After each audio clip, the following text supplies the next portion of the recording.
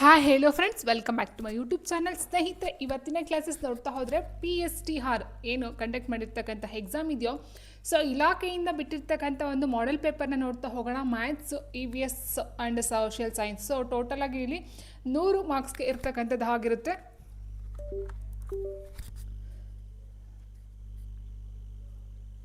Okay, so 100 questions 100 marks ಇರುತ್ತೆ ಸ್ನೇಹಿತರೆ. So ಅದರಲ್ಲಿ ಏನಾಗಿದೆ ಅಂದರೆ ಇಲ್ಲಿ 33 ಆ್ಯಂಡ್ 33 ಪ್ಲಸ್ 34 ಈ ರೀತಿ ಮೂರನ್ನೂ ಸಹ ಡಿವೈಡ್ ಮಾಡಿದ್ದಾರೆ. ಫಸ್ಟ್ ಒಂದು ಮ್ಯಾಥ್ಸು, ಅದ ನಂತರ EVS ಅಥವಾ ಸೈನ್ಸ್ ಅಂತ ಹೇಳ್ಬಹುದು.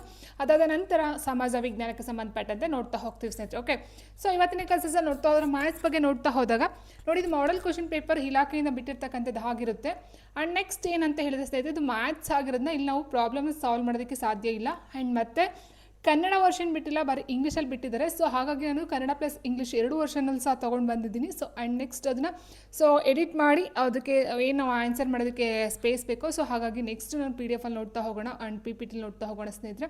ಓಕೆ, ಸೊ ಕ್ವಶನ್ ಪೇಪರ್ ಮಾತ್ರ ಡೆಫಿನೆಟಾಗಿ ಇದೇ ಆಗಿರುತ್ತೆ. ಈ ಒಂದು ಕ್ವಶನ್ ಪೇಪರ್ನ ನಾನು ಆ ರೀತಿ ಕನ್ನಡಕ್ಕೆ ಕನ್ವರ್ಟ್ ಮಾಡಿದ್ದೀನಿ ಸ್ನೇಹಿತರೆ. ಓಕೆ, ನೋಡಬಹುದು ಕ್ವಶನ್ ಪೇಪರ್ ಒಂದು ಸರಿ ಬೇಕಾದರೆ ನೀವು ನೋಡ್ಕೊಳ್ಳಿ. ಈ ರೀತಿ ಕ್ವಶನ್ ಪೇಪರ್ ಇದೆ. ನೀವು PSTR ಎಕ್ಸಾಮಲ್ಲಿ CETಲಿ ಈ ಕನ್ನಡ ಕೊಡಲ್ವಾ ಅಂತ ಕೇಳೋದಾದರೆ, ಸೊ ಕನ್ನಡ ಆ್ಯಂಡ್ ಇಂಗ್ಲೀಷ್ 2 ಲ್ಯಾಂಗ್ವೇಜಲ್ಲಿ ಇರುತ್ತೆ ಸ್ನೇಹಿತರೆ ಕ್ವಶನ್ ಪೇಪರು. ಸೊ ಅದರಲ್ಲಿ ಯಾವುದೇ ಒಂದು ಡೌಟ್ ಇಲ್ಲ. ನೋಡಿ, ಇದು ಸೈನ್ಸ್ ಆಗಿರುತ್ತೆ.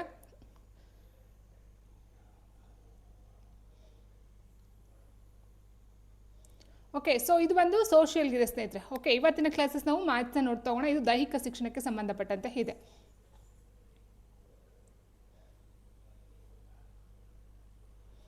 ಓಕೆ, ಸೊ ಮ್ಯಾಥ್ಸ್ ನೋಡ್ತಾ ಹೋದರೆ ಇದು PSTR ಆಗಿರುತ್ತೆ, ಪ್ರೈಮರಿ ಸ್ಕೂಲ್ ಟೀಚರ್ಗೆ ಸಂಬಂಧಪಟ್ಟಂಥ ಕ್ವಶನ್ ಪೇಪರ್.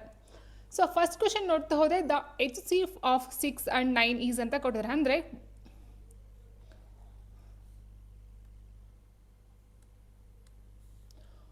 6 ಮತ್ತು 9ರ ಮಾಸಹ ಎಷ್ಟು? 6 ಮತ್ತು 9ರ ಮಾಸಹವನ್ನು ಕಂಡುಹಿಡಿಯಿರಿ ಅಂತ ಕೊಟ್ಟಿದ್ದಾರೆ. ಸೊ ಮೇಯ್ನಾಗಿ ನಾವು ನೋಡ್ತಾ ಹೋದಾಗ ಸ್ನೇಹಿತರೆ, ಇಲ್ಲಿ ಮಾಸಹ ಅಥವಾ HCF ಆಫ್ 6 ಅಂತ ಹೇಳಿದಾಗ ನೋಡಿ, 6 ಅಂತಕ್ಕಂಥದ್ದು ಯಾವ ಒಂದು ಸಂಖ್ಯೆಯಿಂದ ಡಿವೈಡ್ ಆಗುತ್ತೆ ಅಂತ ನೋಡ್ತಾ ಹೋದ ಸ್ನೇಹಿತರೆ, 6ರ ಅಪವರ್ತಿಗಳನ್ನ ನೋಡ್ತಾ ಹೋದಾಗ 2 ಮತ್ತು 3 ಬರುತ್ತೆ ಆ್ಯಂಡ್ 6 ಬರುತ್ತೆ. 9 ಯಾವುದನ್ನ ಡಿವೈಡ್ ಆಗ್ತಾ ಅಂತ ನೋಡಿದ್ರೆ 3 ಮತ್ತು 9ನ ಡಿವೈಡ್ ಆಗುತ್ತೆ ಸ್ನೇಹಿತರೆ. ಸೊ ಈ ಎರಡರಲ್ಲೂ ಸಹ ಕಾಮನ್ ಆಗಿ ಏನಿದೆಯೋ ಇದನ್ನು ನಾವು ಮಾಸಹ ಅಂತ ಕರಿತೀವಿ ಅಥವಾ HCF ಅಂತ ಕರಿತೀವಿ. ಆಯಿತಾ? ಸೊ ಆನ್ಸರ್ ಇಲ್ಲಿ 3 ಆಗುತ್ತೆ. ಇಲ್ಲ, ಡೈರೆಕ್ಟಾಗಿ ನೀವು ನೋಡಬಹುದು, ಈ ರೀತಿ ನಾವು ಮಾಡೋ ಅವಶ್ಯಕತೆ ಇಲ್ಲ ಅನ್ನೋದಾದರೆ ಸ್ನೇಹಿತರೆ, ಈಗ 6 ಮತ್ತು 9 ಏನಿದೆಯೋ ಇದು ಎರಡೂ ಸಹ ಯಾವ ಒಂದು ಸಂಖ್ಯೆಯಿಂದ ಡಿವೈಡ್ ಆಗುತ್ತೆ ಅಂತ ನೋಡ್ಕೊಳ್ತಾ ಹೋಗಿ.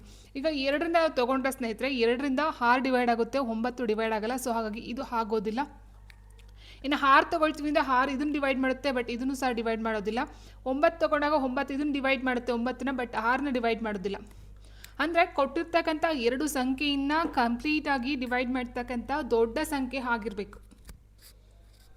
ಅರ್ಥ ಆಯ್ತಾ? ದೊಡ್ಡ ಸಂಖ್ಯೆ ಅಂತ ಹೇಳಿದಾಗ ಈಗ ಫಾರ್ ಎಕ್ಸಾಂಪಲ್ ನೋಡಿ ಸ್ನೇಹಿತರೆ, 12 ಮತ್ತು 24 ಇದೆ ಅಂತ ಅಂದ್ಕೊಂಡು ಸ್ನೇಹಿತರೆ, ಈಗ ಈ 12 ಅಂತಕ್ಕಂಥದ್ದು ಏನಾಗುತ್ತೆ, 2ರಿಂದ ಡಿವೈಡ್ ಆಗುತ್ತೆ, 6ರಿಂದ ಆಗುತ್ತೆ, 3ರಿಂದ ಆಗುತ್ತೆ, 4ರಿಂದ ಆಗುತ್ತೆ, 12ರಿಂದ ಆಗುತ್ತೆ. ಅದೇ 24 ಅಂತಕ್ಕಂಥದ್ದು 2ರಿಂದ ಆಗುತ್ತೆ, 3ರಿಂದ 8 ಆಗುತ್ತೆ, 8 3 24. ಸೊ 3ರಿಂದ ಆಗುತ್ತೆ, 8 3 24. ಸೊ ಅದೇ ರೀತಿ 12ರಿಂದ ಆಗುತ್ತೆ, 4ರಿಂದ ಆಗುತ್ತೆ, 6ರಿಂದ ಆಗುತ್ತೆ. ಓಕೆ, ಸೊ ಈಗ ಇರಬೇಕಾದ್ರೆ ಏನಾಗುತ್ತೆ ಸ್ನೇಹಿತರೆ, ನಮಗೆ ಗ್ರೇಟರ್ ದ್ಯಾನ್ ಯಾವುದಿರುತ್ತೋ ನೋಡಿ, 12 ಅಂತಕ್ಕಂಥದ್ದು ಗ್ರೇಟೆಸ್ಟ್ ಆಗಿದೆ. ಇಲ್ಲಿ ಕೊಟ್ಟಿರ್ತಕ್ಕಂಥ ಎಲ್ಲ ನಂಬರಲ್ಲಿ 12 ದೊಡ್ಡ ಸಂಖ್ಯೆ ಆಗಿದೆ. ಸೊ ಹಾಗಾಗಿ ಇದರ ಒಂದು HCF ಎಷ್ಟು ಅಂತ ಹೇಳಿದ್ರೆ 12 ಆಗಿರುತ್ತೆ. ಅಂದರೆ ಕೊಟ್ಟಿರ್ತಕ್ಕಂಥ ಒಂದು ಸಂಖ್ಯೆ ಏನು ಡಿವೈಡ್ ಮಾಡ್ತಾ ಹೋಗುತ್ತೋ ಅದರಲ್ಲಿ ದೊಡ್ಡ ಸಂಖ್ಯೆ ಏನಿರುತ್ತೋ ಅದು ನಾವು HCF ಆಗಿ ತೊಗೊಳ್ತಾ ಹೋಗ್ತೀವಿ. ನೆಕ್ಸ್ಟ್ ಕ್ವೆಶನ್ ನೋಡ್ತಾ ಹೋದರೆ, Roopa purchased 3.5 kg apples and 4.25 kg oranges. The total weight of fruit purchased by ಅಂತ ಕೊಟ್ಟಿದ್ದಾರೆ. ಅಂದರೆ ಏನಿಲ್ಲ ಸ್ನೇಹಿತರೆ, ಇದು ಕನ್ನಡದಲ್ಲಿ ತೊಗೊಳ್ತೀನಿ ನೋಡಿ, ಈಗ ನೀಟಾಗಿ ಕನ್ನಡದಲ್ಲಿದೆ. ಸೊ ನಾವು ಕನ್ವರ್ಟ್ ಮಾಡುವಾಗ ಸೊ ಕೆಲವೊಂದಷ್ಟು ಮ್ಯಾಥ್ಸ್ಗಳ ಅದಕ್ಕೋಸ್ಕರ ಜಾಸ್ತಿ ಕ್ಲಾಸಸ್ ಯಾರೂ ಅಷ್ಟು ತೊಗೊಳ್ಳಲ್ಲ. ಯಾಕಂದರೆ ಈ ಒಂದು ಎಡಿಟ್ ಮಾಡ್ತಾರಲ್ಲ, ಸೊ ಎಡಿಟ್ ಪ್ರಾಬ್ಲಮ್ಸಿಂದನೇ ಕ್ವಶನ್ಸ್ಗಳಷ್ಟು ಬೇಗ ಜಲ್ದಿ ಬರೋಲ್ಲ ಕ್ಲಾಸಸ್ಗಳು. ನಾವೇನೋ ಮಾಡಿದ್ರೆ ಅಲ್ಲಿನೇನೋ ಆಗುತ್ತೆ ನೋಡಿ. ಕರೆಕ್ಟಾದಂಥ ಒಂದು ರೂಪ ಏನು ಮಾಡ್ತಾರೆ, ರೂಪ 3.5 kg 3.5 kg ಸೇಬುಗಳು ಮತ್ತು 3/4 ಅಂದರೆ 4.25 ಅಂತ ಅರ್ಥ ಬರುತ್ತೆ. ಕಿತ್ತಳೆ ಹಣ್ಣುಗಳನ್ನು ಖರೀದಿಸ್ತಾಳೆ, ಅವಳು ಖರೀದಿಸಿದ ಒಟ್ಟು ಹಣ್ಣುಗಳ ತೂಕ ಎಷ್ಟು ಅಂತ ಕೇಳಿದ್ದಾರೆ. ಅಂದರೆ ಇದು ಮತ್ತು ಇದು ಎರಡನ್ನೂ ಸಹ ಸೇರಿಸಿದ್ರೆ ನಮಗೆ ಆನ್ಸರ್ ಬರುತ್ತೆ ಅಲ್ವಾ. ಸೊ ಆಗಿರ್ಬೇಕಾದ್ರೆ ನೋಡಿ ಸ್ನೇಹಿತರೆ, ಇದನ್ನು ನಾವು ಕ್ವಶನ್ನ ಪ್ರಾಬ್ಲಮ್ನ ಸಾಲ್ವ್ ಮಾಡದೆ ಡೈರೆಕ್ಟಾಗಿ ಆನ್ಸರ್ ಹೇಳ್ಬೋದು. ಯಾಕೆ ಅಂತ ಹೇಳಿದ್ರೆ 3 ಮತ್ತು 4 ಅಂತ ಕೊಟ್ಟಿದ್ದಾರೆ. 4 + 3 ಎಷ್ಟಾಗುತ್ತೆ? 7 kg ಆಗುತ್ತೆ. ಇಲ್ಲಿ ಅರ್ಧ kg ಕೊಟ್ಟವ್ರೆ, ಇಲ್ಲಿ 3/4 kg ಕೊಟ್ಟವ್ರೆ. ಸೊ ಅರ್ಧ ಪ್ಲಸ್ ಅರ್ಧ 1 kg ಇತ್ತು, 3/4 kg ನಮಗೆ 1/4 kg ಆಗುತ್ತೆ. 1/4 kg ಅಂದರೆ ಇಲ್ಲಿ 7 kg ಇದೆ, ಸೊ 8/4 kg ಆಗುತ್ತೆ. ಅರ್ಥ ಆಯ್ತಾ ನಿಮಗೆ? ಸೊ 3/4 4/4. ಈ ಒಂದು ನಾವು ಏನೋ ಒಂದು ವಸ್ತು ಅಥವಾ ಒಂದು ಆ್ಯಪಲ್, ಒಂದು ಹಣ್ಣು, ಏನೋ ಒಂದು ನಾವು ಕಟ್ ಮಾಡ್ತೀವಿ ಅಂತ ಹೇಳಿದಾಗ ಅದನ್ನು ಕಣ್ಣಳ್ತಲೇ ಆನ್ಸರ್ ಹೇಳ್ಬಿಡ್ಬೋದು ಇದಕ್ಕೆ ಆನ್ಸರು. ಇದರ ಬದಲಾಗಿ ನಿಮ್ಗೆ ಏನಾದರೂ ಈಗ 3 5ನೇ ಓಕೆ 7ನೇ 5 ಮತ್ತು ಇಲ್ಲೇನಾದರೂ ಒಂದು ಬೇರೆ ಒಂದು 8 3ನೇ ಅಥವಾ 3ನೇ ಅಂತ ಹೇಳಿದಾಗ ಅದು ಕೆಳಗಡೆ 3 ಬರುತ್ತೆ, 3ನೇ 5. ಓಕೆ, ಸೊ ಈ ರೀತಿ ಕೊಟ್ಟಿದ್ದಾರೆ. ಟೋಟಲ್ ಹಣ್ಣು ಎಷ್ಟು ಅಂತ ಹೇಳಿದಾಗ ನೀವು ಇದನ್ನು ಹ್ಯಾಡ್ ಮಾಡಬೇಕಾಗುತ್ತೆ ಸ್ನೇಹಿತರೆ. ಹ್ಯಾಡ್ ಮಾಡ್ತೀವಿ ಅಂತ ಹೇಳಿದಾಗ ಇಲ್ಲಿ ಇರ್ತಕ್ಕಂಥ ಭಿನ್ನರಾಶಿ, ಮಿಶ್ರ ಭಿನ್ನರಾಶಿ ಇರುತ್ತೋ ಅದನ್ನು ಸಮಭಿನ್ನರಾಶಿಗೆ ಕನ್ವರ್ಟ್ ಮಾಡ್ಕೊಂಡು ನೀವು ಆನ್ಸರ್ನ ಮಾಡಬೇಕಾಗುತ್ತೆ. ಫಾರ್ ಎಕ್ಸಾಂಪಲ್ ಈಗ ನೋಡಿ 7 3 21 21 5 26/7 ಪ್ಲಸ್ 8 3 24 24 5 29/3. ಸೊ ಇದಕ್ಕೆ ಎಲ್ ಸಿ ಎಮ್ನ ತೊಗೊಳ್ಬೇಕಾಗುತ್ತೆ. ಎಲ್ ಸಿ ಎಮ್ ಬಂದು 2 ಸಹ ಈ ಒಂದು ಅವಿಭಾಜ್ಯ ಸಂಖ್ಯೆ ಆಗಿರೋದನ್ನ ಮಲ್ಟಿಪ್ಲೈ ಮಾಡ್ತೀವಿ. 7 3 21 ಎಲ್ ಸಿ ಎಮ್ ಆಗುತ್ತೆ. ಸೊ ಅದಾದ ನಂತರ ಇದಕ್ಕೆ ನೀವು 3ಅನ್ನು ಮಲ್ಟಿಪ್ಲೈ ಮಾಡಿ, ಇದಕ್ಕೆ 7ಅನ್ನು ಮಲ್ಟಿಪ್ಲೈ ಮಾಡಿ. ಸೊ ಮಾಡಿದಾಗ 6 3 18ಕ್ಕೆ 8 ದಶಕ 1 3 6 1 7 ಆಗುತ್ತೆ. ಪ್ಲಸ್ ಇದಕ್ಕೂ ಅಷ್ಟೇ ಸೇಮ್ 7ಅನ್ನು ಮಲ್ಟಿಪ್ಲೈ ಮಾಡಿ, ಯಾಕಂದರೆ ಇದನ್ನು ಮಲ್ಟಿಪ್ಲೈ ಮಾಡ್ತೀನಿ, ಇದನ್ನ ಮಲ್ಟಿಪ್ಲೈ ಮಾಡ್ತೀನಿ, ಯಾಕಂದರೆ ಅದು ಅವಿಭಾಜ್ಯ ಸಂಖ್ಯೆ ಆಗಿರೋದ್ರಿಂದ. And next 9 7 63ಕ್ಕೆ 3 6 ಉಳ್ಕೊತ್ತು, 7 14 14 6 20. ಸೊ ಟೋಟಲ್ ನೋಡ್ತಾ ಹೋದಾಗ 8 3 11 ಆಗುತ್ತೆ ಸ್ನೇಹಿತರೆ. 11 ಪ್ಲಸ್ 7 1 8 ಆಗುತ್ತೆ, 2 ಉಳ್ಕೊಳ್ತು. ಸರಿನಾ? ಕೆಳಗಡೆ 21 ಹಾಗೆ ಇದೆ. ಇದನ್ನು ನೀವು ಡೈರೆಕ್ಟಾಗಿ ಒಂದು ಏನು ಮಿಶ್ರ ಭಿನ್ನ ರಾಶಿಗೂ ಸಹ ಕನ್ವರ್ಟ್ ಮಾಡ್ಬೋದು. ಯಾವ ರೀತಿ ಮಾಡ್ತೀವಿ ಅಂತ ಹೇಳಿದ್ರೆ 21ನ 281ನ ಡಿವೈಡ್ ಮಾಡ್ತಾ ಹೋಗಿ. 21 21 ಆಗುತ್ತೆ. ಸೊ 8 1 7, 2 2 0 1 ಆಯಿತು. ಸೊ 6 3ನೇ ತೊಗೊಂಡ್ರೆ ನೋಡಿ, 3ನೇ ತೊಗೊಳ್ತೀವಿ ನಾವು. 3 3 3 6 ಆಯಿತು. ಸೊ 11ರಲ್ಲಿ 3 ಹೋದರೆ ಎಷ್ಟು ಸ್ನೇಹಿತರೆ? 8 ಉಳ್ಕೊಳ್ಳುತ್ತೆ, ಶೇಷ 8 ಉಳಿತು. ನೋಡಿ ಈಗ ನೋಡ್ತಾ ಹೋದರೆ ಶೇಷ 8 ಏನಿತ್ತು ಅದನ್ನು ಮೇಲೆ ಹಾಕ್ಕೊಳ್ಬೇಕು. ಈ ಒಂದು ಯಾವುದನ್ನ ಡಿವೈಡ್ ಮಾಡ್ತೀವೋ ಅದನ್ನು ಕೆಳಗಡೆ ಹಾಕ್ಕೊಳ್ತಾ ಹೋಗಿ, ಈ ಒಂದು ಕಂಪ್ಲೀಟ್ ಪೂರ್ಣ ಸಂಖ್ಯೆ ಏನಿದೆಯೋ ಅದನ್ನು ಇಲ್ಲಿ ಹಾಕ್ಕೊಳ್ಬೇಕು. ಆಯಿತಾ? ಸೊ ಇದು ಆನ್ಸರ್ ಆಗಿರುತ್ತೆ. ಅಂದರೆ ಇಲ್ಲಿ ನಮಗೆ ಡೈರೆಕ್ಟಾಗಿ ಕೊಟ್ಟರೆ ಇದು ತುಂಬ ಈಸಿ ಇದೆ ಸ್ನೇಹಿತರೆ. ಬಟ್ ಕ್ವಶನ್ ಪೇಪರ್ ಎಷ್ಟೇ ಈಸಿ ಕೊಡ್ತಾರೆ ಅಂತ ಹೇಳೋದಕ್ಕಾಗೋದಿಲ್ಲ. ಅದ್ರ ಬದಲಾಗಿ ಈ ಥರ ಸಂಖ್ಯೆಗಳನ್ನ ಕೊಟ್ಟಾಗ ನೀವು ಈ ರೀತಿ ಮಾಡ್ಕೊಳ್ಬೇಕಾಗುತ್ತೆ. ಆ್ಯಂಡ್ 3ನೇ ಪ್ರಶ್ನೆ ಏನಾಗಿದೆ? The value of root x⁴. ಅಂದರೆ ಈ ಕ್ವಶನ್ ಏನಿದೆ ಅಂತ ಹೇಳಿದ್ರೆ ಸ್ನೇಹಿತರೆ ಈ ರೀತಿ ಇದೆ, x⁴.